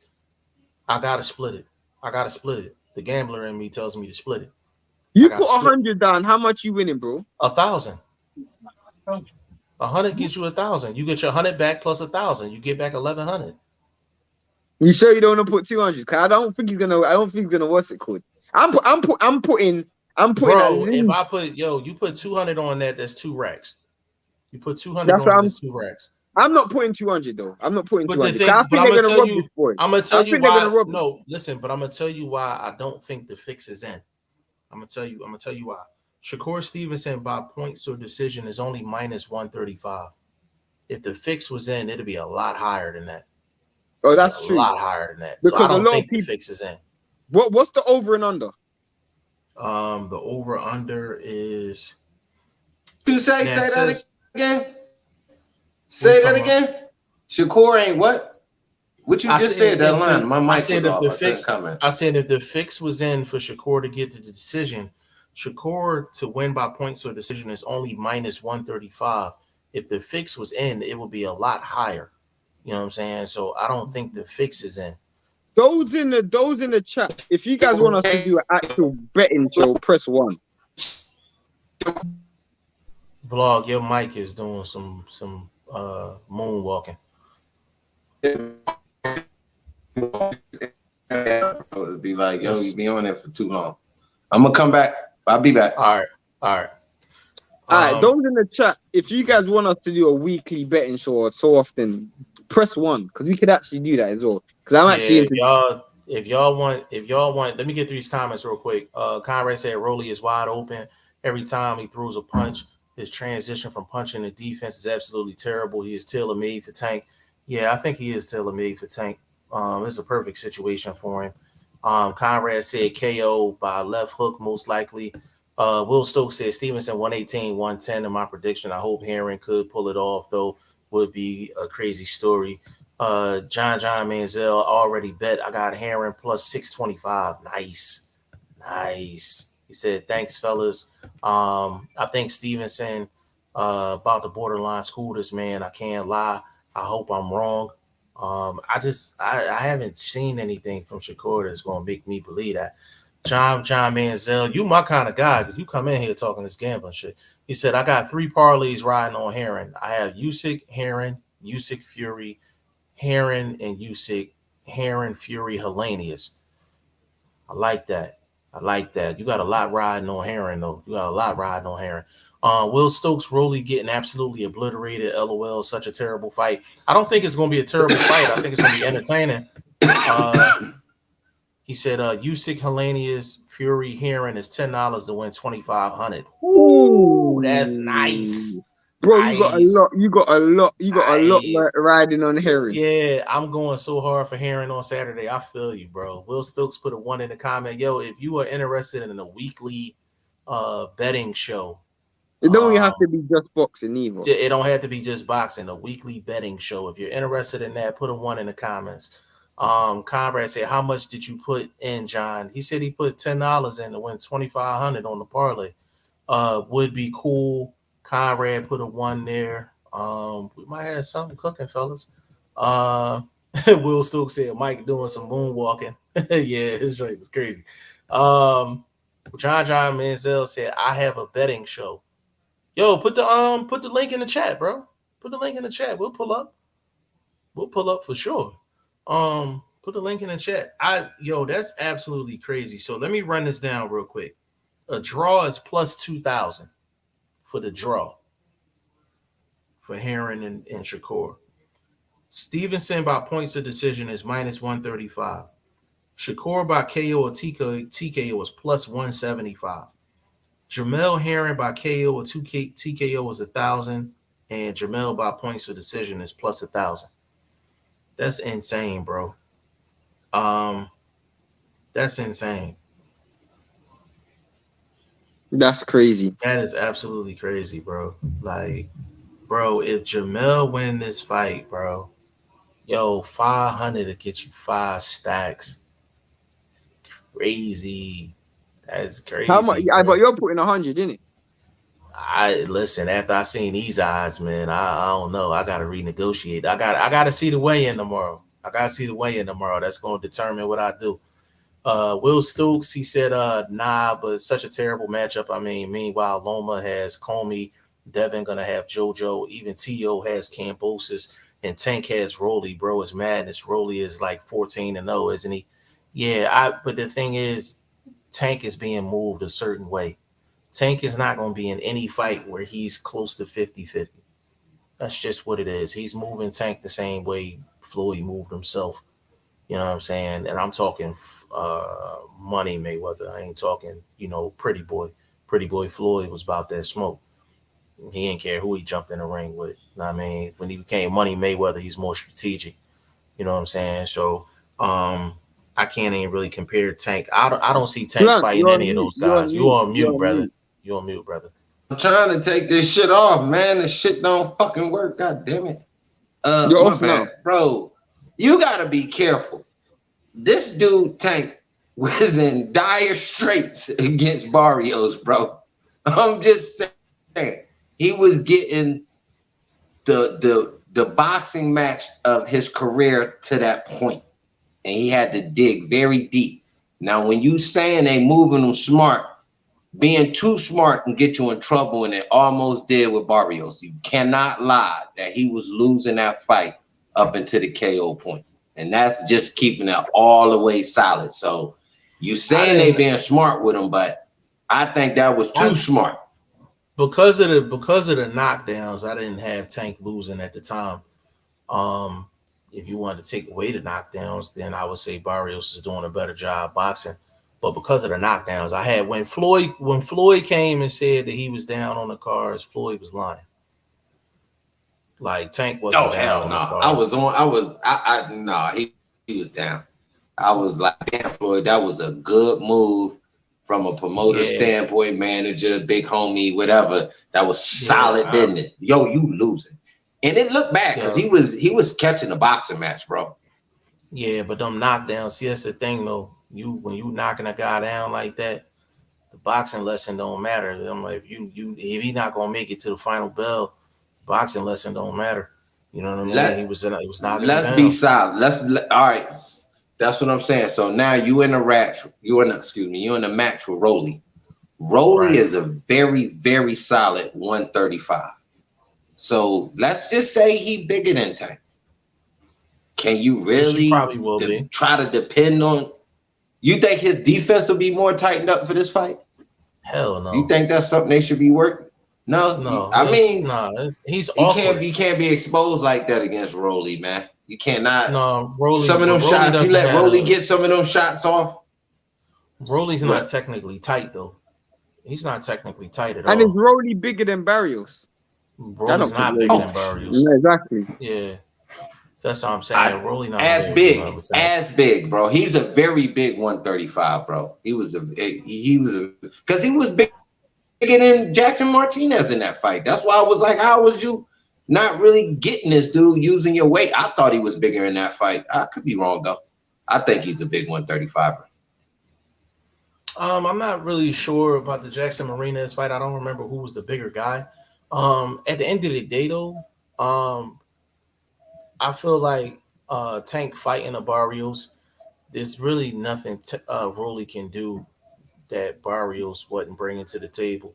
It actually Tank had more to worry about with Barrios than he does a Rolly. Like Rolly is awkward, but if Tank goes out and boxes for the first 2 rounds and really just touch him up, he should get Rolly up out of there within 5. He should get Rolly up out of there within 5. If Tank is on his game, if he's on his game, he should. If he don't get into a street fight with him, he should get him up out of there within 5 rounds, like easy. Like I would actually be disappointed in Tank if he let it go past 6. If Tank is on his game, it's no way he should Yeah, let that's that a go fact. past That's 6. a fact. Because Rolly's too open. He's way too open. Like I just think Rolly's gonna get caught with a money shot early. yeah, because it's you do all this talking and it's like you don't know until you get hit with that shot. Hold on, let me get in the comment section real quick because it done got a little bit crazy. Uh, Will Stokes says so. Tank will never fight Loma, Ryan, Devin, or T.O. You think? I don't think Tank fights any of those dudes. I don't think Floyd allows it. Will Stokes, this is a side note, but for me, Loma is the best lightweight in the world. He beat everyone in the world, I believe, including T.O. in a rematch. Can't believe how much everyone overlooks him now. Will, let me explain this to you real quick. Like, what your thoughts are versus what you actually seen on your TV is something different. At the end of the day, Loma lost. He lost to Tiafimo. For that reason alone, he's not the top lightweight in the world, as far as I'm concerned. He lost in front of my lens. You know what I'm saying? In front of my TV, he lost. And even when you asked Loma about the fight, he said they thought it was a draw, which means they gave themselves every benefit of the doubt for them to say they thought it was a draw. Bottom line is he lost that fight 8-4. And he lost that fight 8-4. You understand what I'm saying? So he's gonna have to beat Tiafimo in a rematch for me to say that he's the best in the world at 135. But the thing is, Tiafimo may not be there by the time That's that a happens. fact. He might move up. You know what I mean? He said he schooled Tank, I feel. You talking about Loma? That's a 50-50 fight as far as I'm concerned. That's a 50-50 fight for me. And I didn't say that a year or two ago. Barrios is a better fighter than Rolly. Yeah, definitely. You seem Definitely. new though. I've never seen you before. Yeah, I've never Second. seen you. Second Ezra. Definitely subscribe to the channel. Go subscribe to my man BoxingFirst Vlog as well. Follows on social media. Will Stokes said, "LOL, Rolly annoys me a lot, but he is pretty funny. He's been advertising this fight as a dwarf slaying fair on IG. Yeah, he's funny. Like he's funny. Don't get me wrong. He's definitely funny. But Tank approach to this fight is similar to Jamel Herring's approach against Shakur. No talking, no nothing. He just Just gonna get business. down to business. Conrad said Tank shouldn't waste his time with guys like Rolly. Hey Conrad, these are popularity building fights.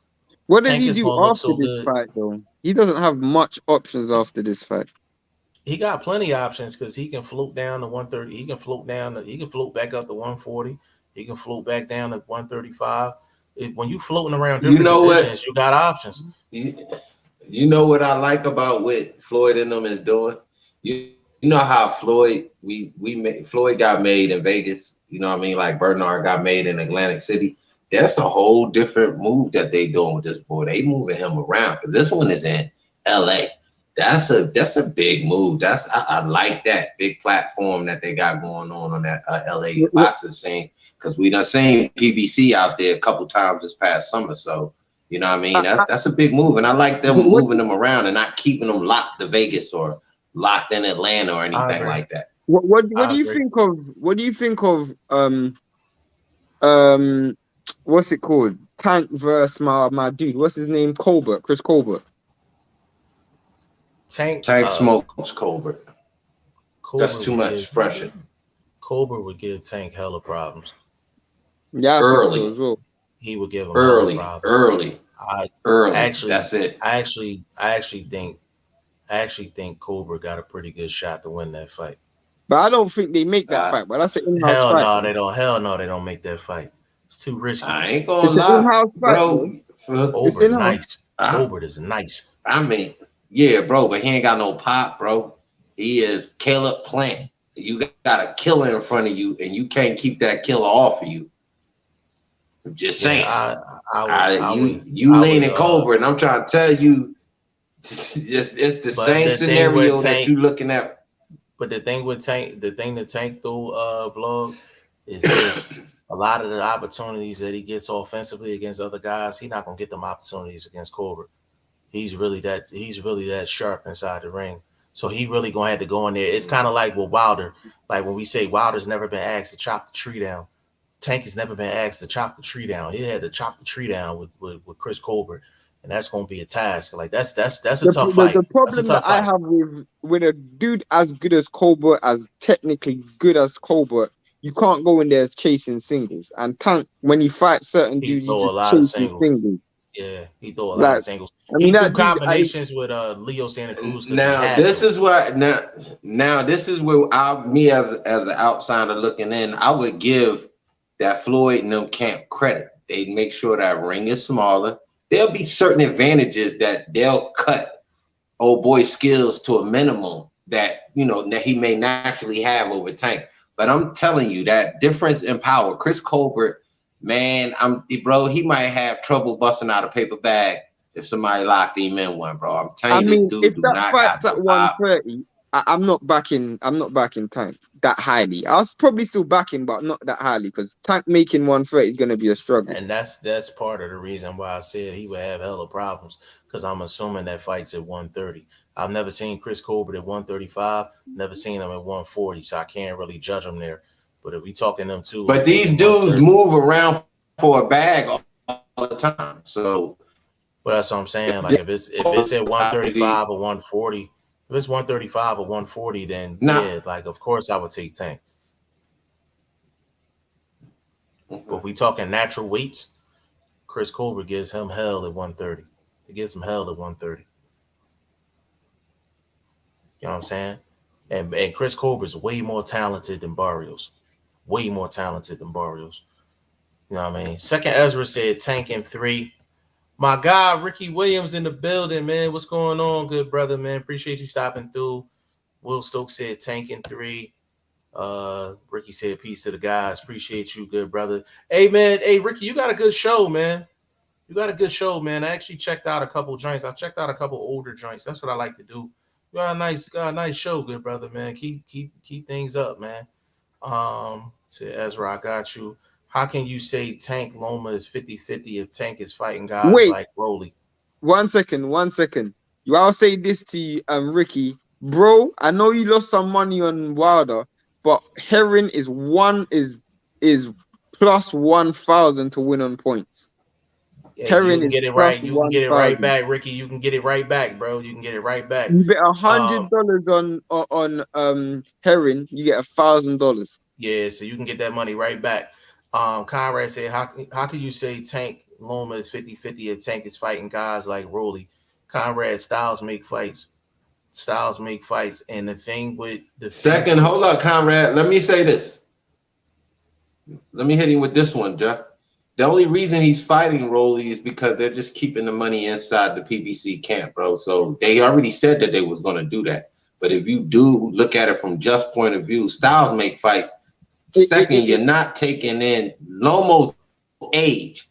This man is not 27, bro. This man damn near 37, bro. So you got to start analyzing. I don't think that's fair to say 50-50. I don't think it's fair to say 50-50. It's a close fight, but I don't think it's fair to say 50-50. I would say 60-40. For who? Loma.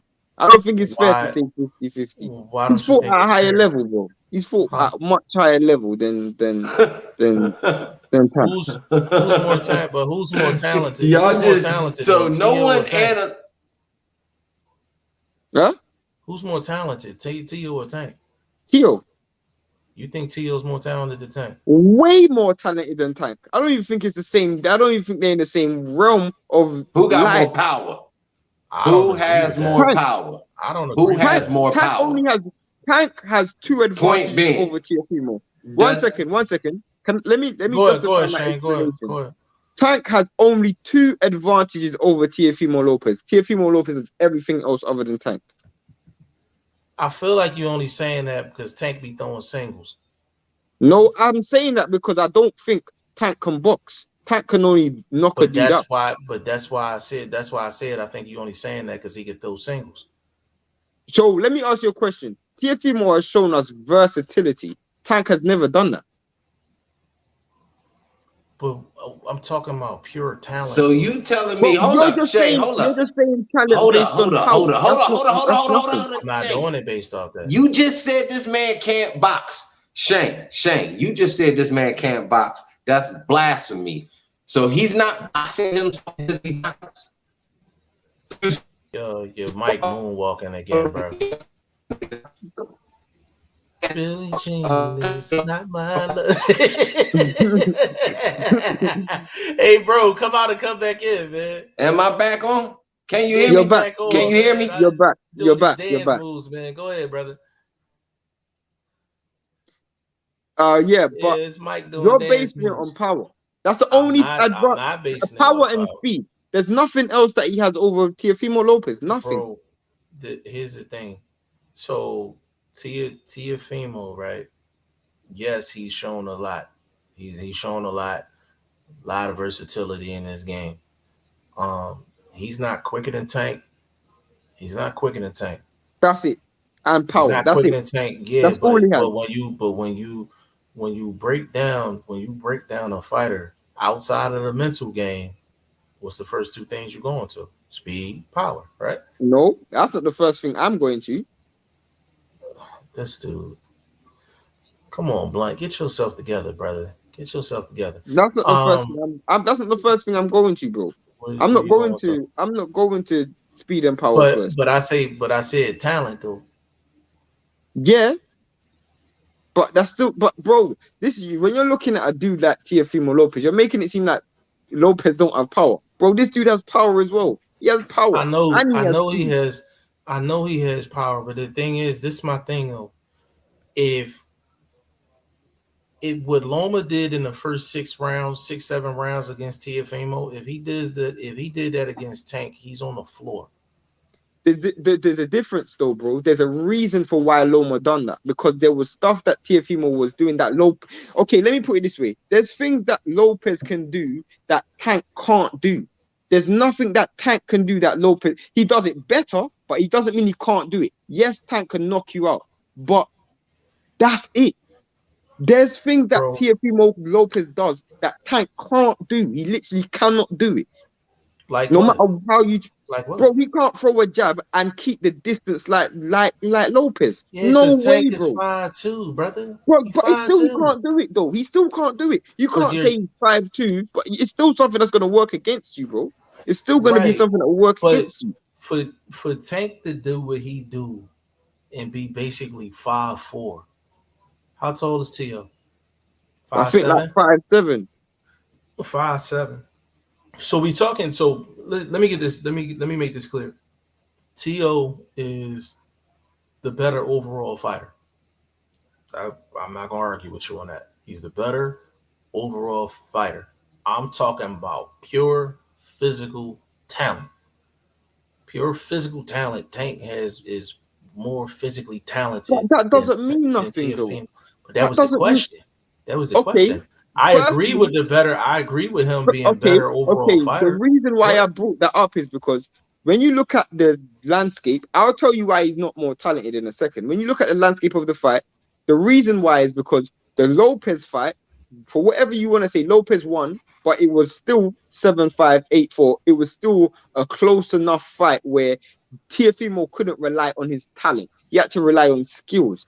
In my opinion, there's skills that Lopez, and you can say dimensions, whatever, but those dimensions can still work against you. Yes, he's 5'4". He's not going to have the reach, the understanding, the distance that Teofimo had. He had so much advantages going into that Loma fight that Tank wouldn't have. For one, he's not going to beat Loma to a jab. For two, he's not going to win the battle of the real estate in terms of feet, because his feet is faster, but his feet ain't smarter. He doesn't have better feet placement than Lopez. No way. But bro, that's hindsight opinion. But That's no, that's hindsight fact, opinion. bro.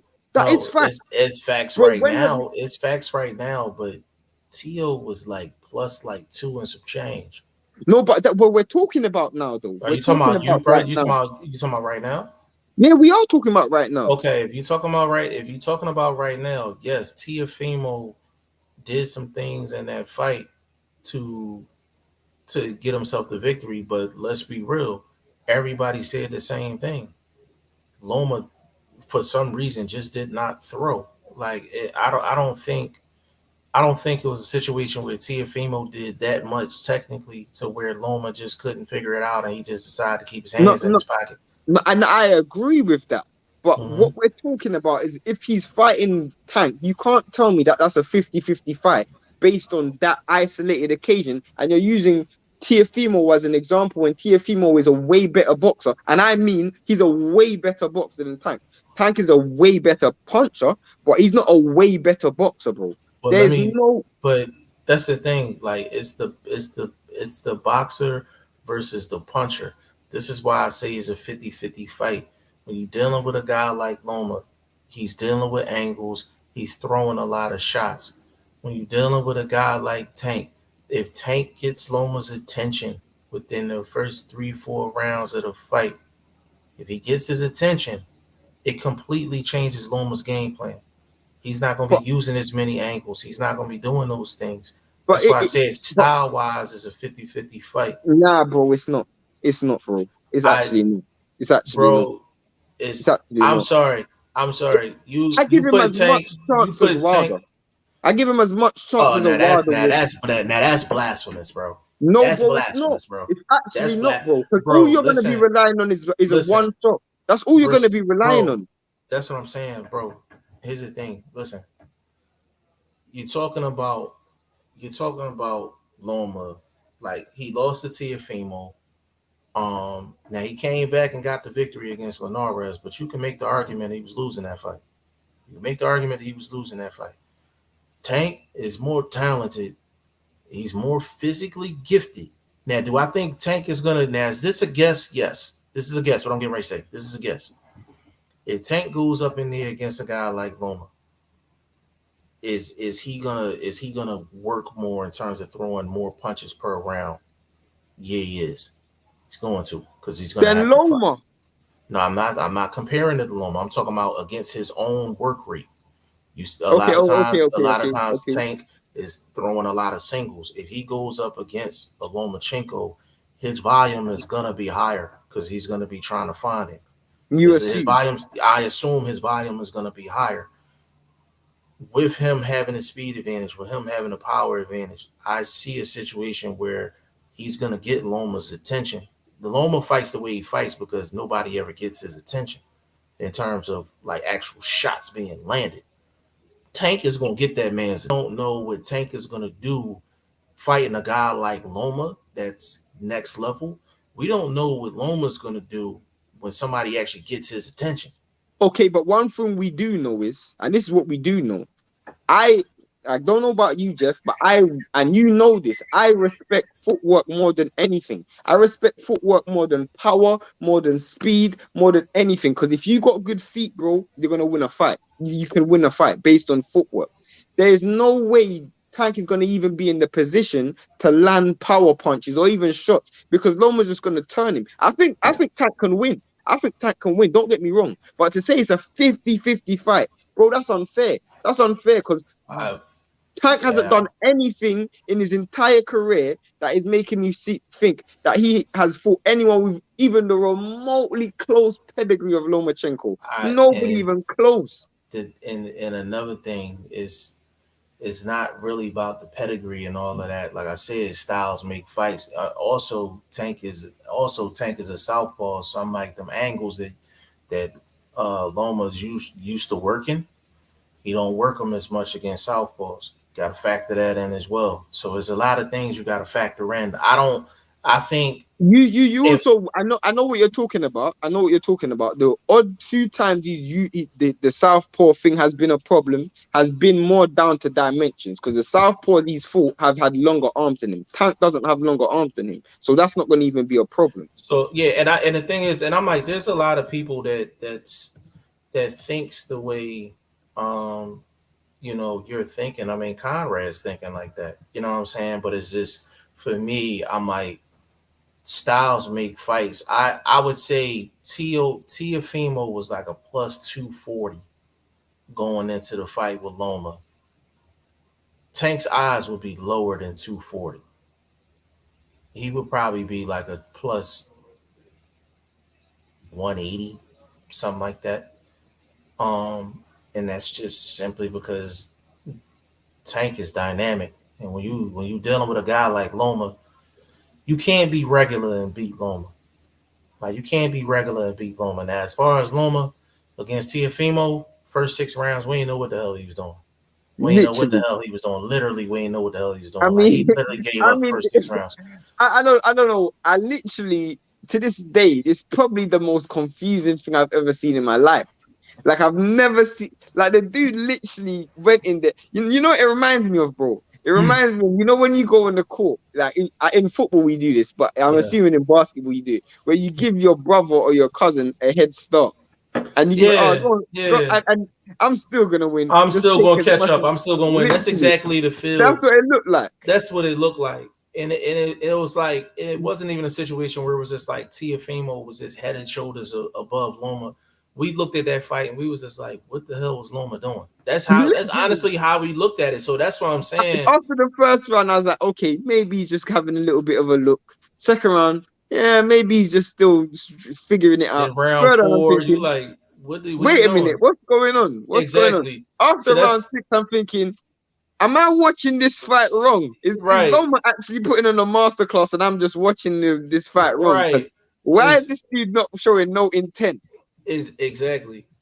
So it's so weird watching that. You know what I'm saying? Hold on a second. Let's run through some of these comments. Yeah, let's run through them. Conrad Loma shows him things he's never seen. John Manziel, the undercard for Tank Roley better be great. I don't think it is. But I did get a message from L Dub, the plug, in regards to the undercard for is a big name that's going to be on the undercard for a semi big name on Tank's undercard. Ortiz. Lose Ortiz. Yeah, that's what I was told. He said Loma Tank a 50-50, bro. Loma a different level from what I've seen. Yeah, he's a different level from what you've seen, but we just sat up here and watched this man give up 6 rounds for no reason. And we can't explain it. So for that reason alone, I can't sit up here and say Loma's 75-25 or 65-35. I can't say that. I think it's a 60-40 fight. If Loma's on his game, I would say maybe I would possibly agree with that. But we've seen Loma off his game. Y'all talking like y'all ain't never seen Loma off his game. He's been off his game twice. He's been off his game. Second Ezra, Colbert beat Shakur. I think Colbert would beat Shakur. I mean, that would be a fight that I wouldn't be a great fight. Yeah, he would be stupid to take that fight. Will Stokes said Tank a very good fighter, but he is such, bro. The stuff he gets up to is just ridiculous. That video where he's choking that girl, no man does that, bro. I feel you. Colbert did very well against King Tug. Yeah, that was a good fight, man. Bolo said 50-50. Colbert's a real good fighter. Real good fighter. Bolo 50-50. Big shout out to you, Bolo. Conrad Boxing Loma didn't look old in his last fight.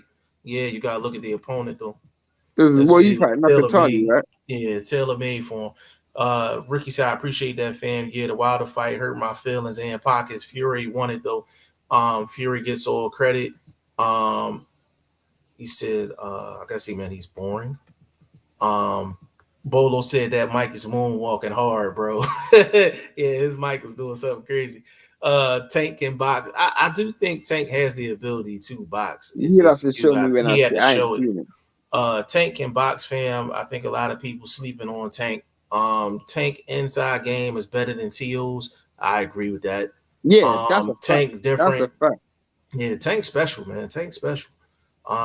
He said I would Tank's love got to see it special though. power. Tank's got No, special I power. think Tank. I think, bro. I think power is a big reason why he's special, but I think he's just a special talent. I I think don't he's a rate special Tank higher talent. than Lopez. I don't rate Tank higher than Lopez. Did you I rank rate Tank higher than Lopez before the Loma fight? no.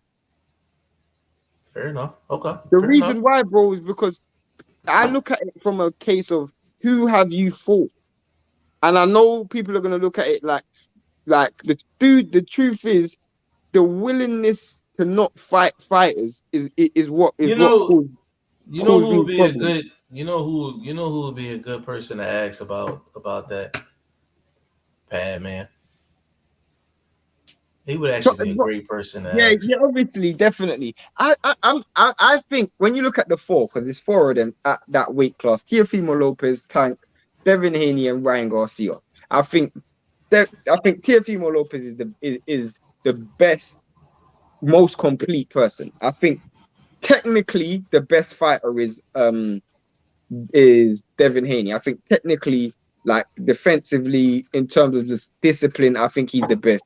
But I think Tank obviously by far has the most power, probably has the most speed. Athletically, just raw athleticism, he's the best. I think Ryan Garcia is the worst. But at Yeah, the same time, I think Tank is an amazing talent. He's an amazing talent, yeah, but I don't think he's better than Teofimo. yeah. I mean, said Tank getting beat by Loma for sure. I think, and I'd pick Tio to beat him. I think Devin could beat him too. Even Ryan could No, beat him. you're lying. You're I lying. pick him You're to lying. beat You're lying. Ryan, You're but lying. No, that you're might lying. be it. You're lying. Um, Ryan will get knocked out by yeah, bro. From when I second, saw Ryan get dropped by Luke Campbell, I was like, yeah, this guy's done. yeah, he will go This 99 guy's against done. Tank. Second Ezra said Tio can't box on the inside game. I don't Uh, think he can't box on the inside. I don't think he can't. I think it could be better though. Yeah, he can Um, be better. I don't think he can't. Conrad boxing, Tio's jab was razor sharp in that fight. That is the worst thing for fighters like Loma.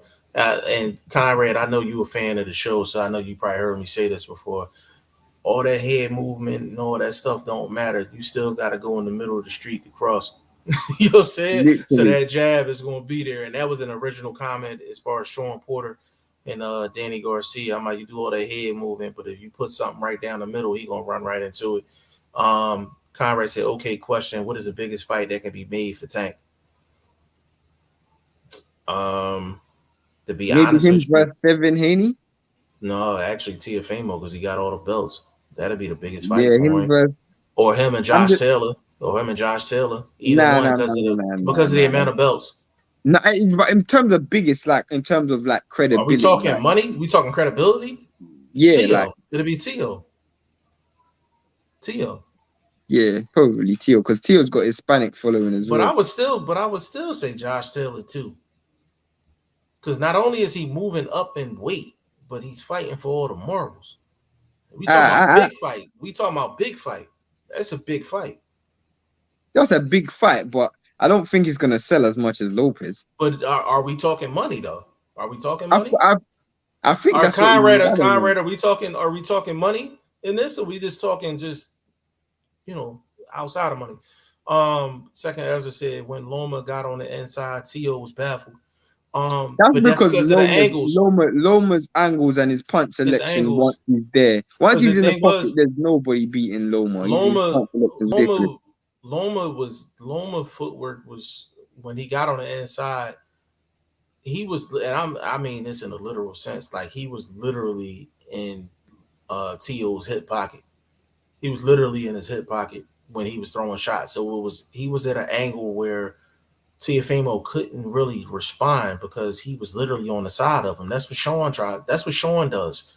You know what I'm saying? That's why it took so long for Spence to get off against Sean, because Sean was in, when you in somebody hip pocket, imagine somebody standing on the side of you and they're at your pockets. Where are you going to throw? You literally got to turn first in order to throw. If they keep turning you, then there's nothing you can do. You know Yeah. what I'm saying? Hold on. Loma lost to a journeyman. I don't know who you talking Speaking about. about the Toledo fight. You talking about who? The Toledo fight when he lost in his first fight. Oh yeah, but he wasn't no journeyman though. He was a champion. The truth is, Salido was a veteran, bro. He knew how to fight dirty. So I give him Yeah, credit for that, though. I give him credit for that. yeah. I give him credit for that. Will said Shane, Rolly, and Loma are exactly the same in terms of pedigree. Started laughing. Yeah, that was a I joke. think he's sending a shot at you, bro. Huh? Yeah, I think, he's sending a shot at me. yeah, But Styles make fights though. Styles make fights at the end of the day. If that's the case, then Floyd wouldn't have had no problem with Chino. If you looking at it like that. If you're looking at it like Mayorga wouldn't have beat Vernon Forrest. If you're looking at it like that. So I can go back. If you want. Conrad said Tank has some nice B and C level wins, but he needs an A level opponent to convince me. And I respect that. I respect that. I have a personal belief. I'm like, out of the four, Ryan Garcia is the worst out of the four. Like, we all agree on that. Who's the most talented technically, like pure boxing? Devin Haney, for sure. Teofimo is probably the most well-rounded fighter. Like, he's the better fighter overall out of them four. But I still think the most proven and the most physically talented fighter out of them four is Tank. The most special out of the four, in my opinion, is Tank out of them four. Just physically, he got everything that you would ask for between power, speed, just all that. Like, just pulling power, all that. Like, so does Anthony Yard. But look at Yard, bro. But Anthony Yard is nowhere near. He's physically talented, but he don't put it together inside the ring. We see Tank do both. Yeah, no, I agree.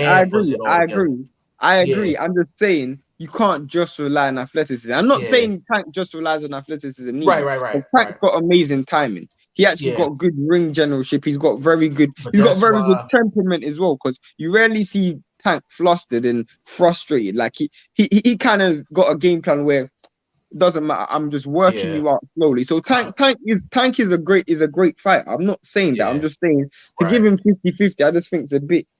I think you're sleeping on Loma a bit, but no, I feel you. Conrad said instead he goes D- level with Rolly. Take more speed than Garcia.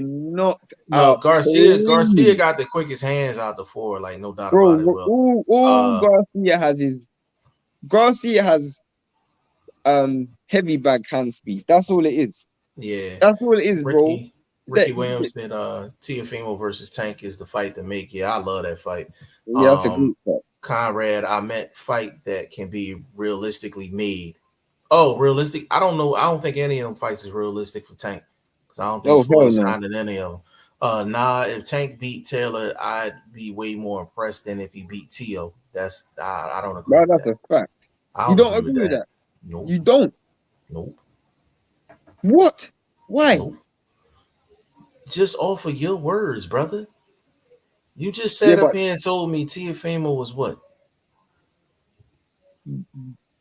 He's the most talented. He's the most well-rounded, most talented fighter at 135, right? The four, but Taylor's a 140, moving up to 147. And yeah, but I said the same thing earlier, and you disagreed with me. No, I said if Tank goes up to 140, it's a big. You said. Oh, I thought we were talking about money, bro. I thought we were talking about money. Okay, all right. No, but I think if I'll be more impressed with Taylor than if he, because that means not only is Taylor more talented than Teo? No, but I think you also got to incorporate the size and the fact that Taylor's way more battle tested than Teofimo Lopez. If you're gonna go through harder times against Taylor than you will against Teofimo Lopez, because Teofimo Lopez, for all his abilities, he also hasn't been in as many. Like even though he was in the fight against Loma, it wasn't that difficult. Taylor's been in tough fights before. Taylor's had to figure fighters out. Taylor's also a dude who's very big and very strong who can adjust on the fly. Teofimo's never had to adjust in a fight before. He kind of done it in a Nakatani fight, but not like Taylor. So when we're looking at it, if Tank has to beat Taylor, he's gonna have to show us more than if he was to show us against Teofimo Lopez. He can land a money shot against Teofimo Lopez and knock him out, it'll be over. I don't Fair think it enough. will be that easy against Taylor. Yeah, fair enough. Fair enough. I can respect that. Conrad I said think legacy. Taylor beats Lopez. I think Taylor beats Lopez. Okay. Conrad said legacy always with me. Don't care how much money they make. Okay. Oh, fair enough. Will Stokes. The key to Conrad's comment was that he said, "What's the biggest fight that could be made for Tank?" In that case, we're probably looking at a Rolly rematch after he sparks him out the first time. That's funny. That's That is funny. very funny. That is funny. Will Stokes, I picked Taylor to beat T.O. Me as Bolo well. said Taylor and Lopez is a fight I need to see. Yeah, The that'd problem be is crazy. what I saw when Nakatani fought Teofimo Lopez is, bro, he's suffering from the contagious Mexican fever or Hispanic fever, bro. Them Hispanic fighters just have slow feet. He can't cut off the ring, bro. He just can't cut off the ring. And if Taylor decides to deploy a movement and box behind a good jab, he's got the reach Yeah, advantage and the height advantage, the size advantage. It'll be very difficult for Teofimo Lopez to get his shots off because he's just not long enough, tall enough to catch him. I just think Teofimo Lopez, he's got good foot placement, but not as good as Taylor's. And Taylor yeah, could just use lateral movement and beat that dude. And I just remember seeing Nakatani use lateral movement, and I was really unimpressed with how Teofimo Lopez fought Nakatani. yeah. Second Ezra said Taylor beats Lopez. Me as well. Um, I think that. Conrad said don't think they're going to fight soon. Want to milk those belts first. The thing is, I think they're both Conrad. They're both in the same spot in terms of just. I think Taylor is fighting at 140, but he got a 147 body, and same thing with Teofimo. He fights at 135, but he got a 140 body. You know what I'm saying? So it's gonna be interesting to see how long they actually hold the belts. I don't think they're gonna milk it at all. I think they're gonna end up just letting them go because they're gonna get too big for the weight. Facts. Conrad said, and not risk it all in a 50-50. Yeah, I mean, I think after Cambosis, I could see Teofimo moving up, but I could see like if Josh Taylor was actually to be like if he was able to get a Crawford fight, I think he would just drop the belts and move up. You know Of what I'm course he saying? would. Of course he would.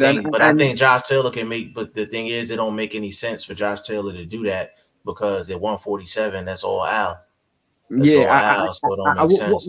what you got to also understand, bro, is when you look at the likes of Teofimo Lopez, when people talk about Devin Haney, he doesn't have to fight Devin Haney at 135. If he moves up to 140, eventually Devin Haney's going to move up to 140 as well, bro. Yeah, they can get it on 140. Yeah, I for know the sure. whole undisputed thing is something that they're talking about, but bro, let's keep it real. Like, if he moves up, Devin Haney will eventually move up as well, bro. It's not. Facts. That's a It is. fact. That's That's not 100% facts. something that Yeah. Teofimo is in less of a rush. He has way more time. Yeah, that's a fact. I agree with that 100%. Will Stokes said T.O. said he wants Taylor right after Haney, I think. So I think they want to go T.O. The Cambosis first and then fight Haney, the then the the Taylor. the, the Haney fight, that would be an amazing run in the fantasy world. But the Haney fight don't happen unless Haney signs with Top Rank Absolutely. for more than Absolutely. one fight. More than one fight. It gotta be at least four. That's the way Bob get down. After Haney, you say Will, so never. Yeah. Yeah, that fight ain't happening, man. Like I said, that was good for the cameras.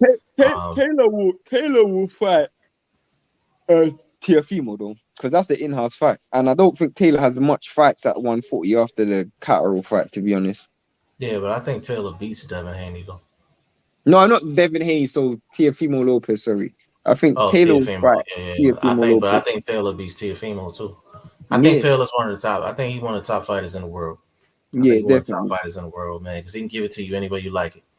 Give it to you any way you like it. Will Stokes laughing. He said T.O. Senior and Hearn made a verbal agreement that they look at the fight for February.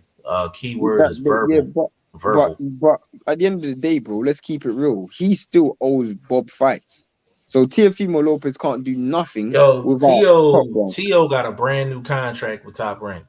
He gonna do Literally, whatever Bob. He gonna do he whatever owes Bob Bob say. fight. He He owes owe. Bob fight. Yeah, The he owe only reason Bob why that fights. fight didn't end up on Top Rank, this fight, is because he lost a purse bid. And And don't think Bob forgot about what happened with that Triller thing too. Don't think he exactly, forgot. So the only way that fight happens is if Devin Haney signs with Bot. Because even Eddie Hearn was saying, oh, we don't mind sending him over there.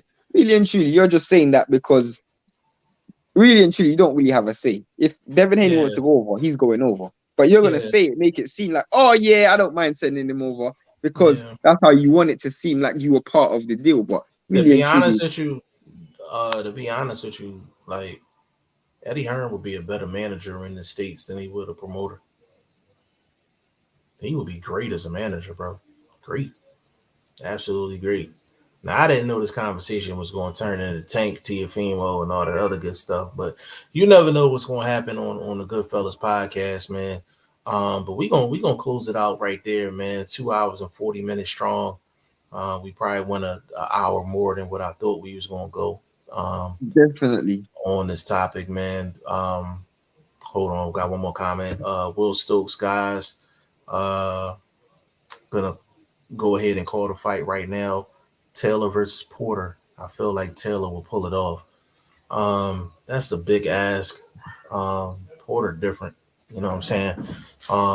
That's a big fight though. I had to think about that, Will. I'll get with you off camera about that one. But yeah, we're gonna close this one out, man. This is probably the third straight show. The one before that we didn't do 3 hours. Bolo said good night, gentlemen. So you can reach BoxingFirst Vlog on his YouTube channel. Go subscribe to him. On Twitter is boxing the number one. BoxingFirst Vlog. On Instagram is boxing the number one ST Vlog. Go follow him. Shane, give me your social media real quick. I_am Shane the number one. Exclusively on Instagram. Follow Shane on Instagram.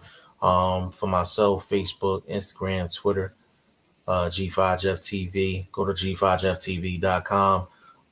Go join the fantasy league. We're gonna have some articles written up. Vlog wrote another one. I gotta read it tonight. I actually have the night off, so I'm gonna read that tonight.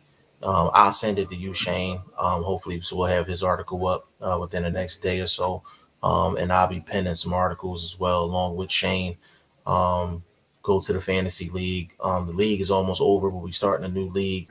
What's it after the Canelo fight? Canelo fight is going to be the last fight. Canelo's going to be the first fight. Canelo, or do you want it to be the last? Canelo can be the first fight of the new season.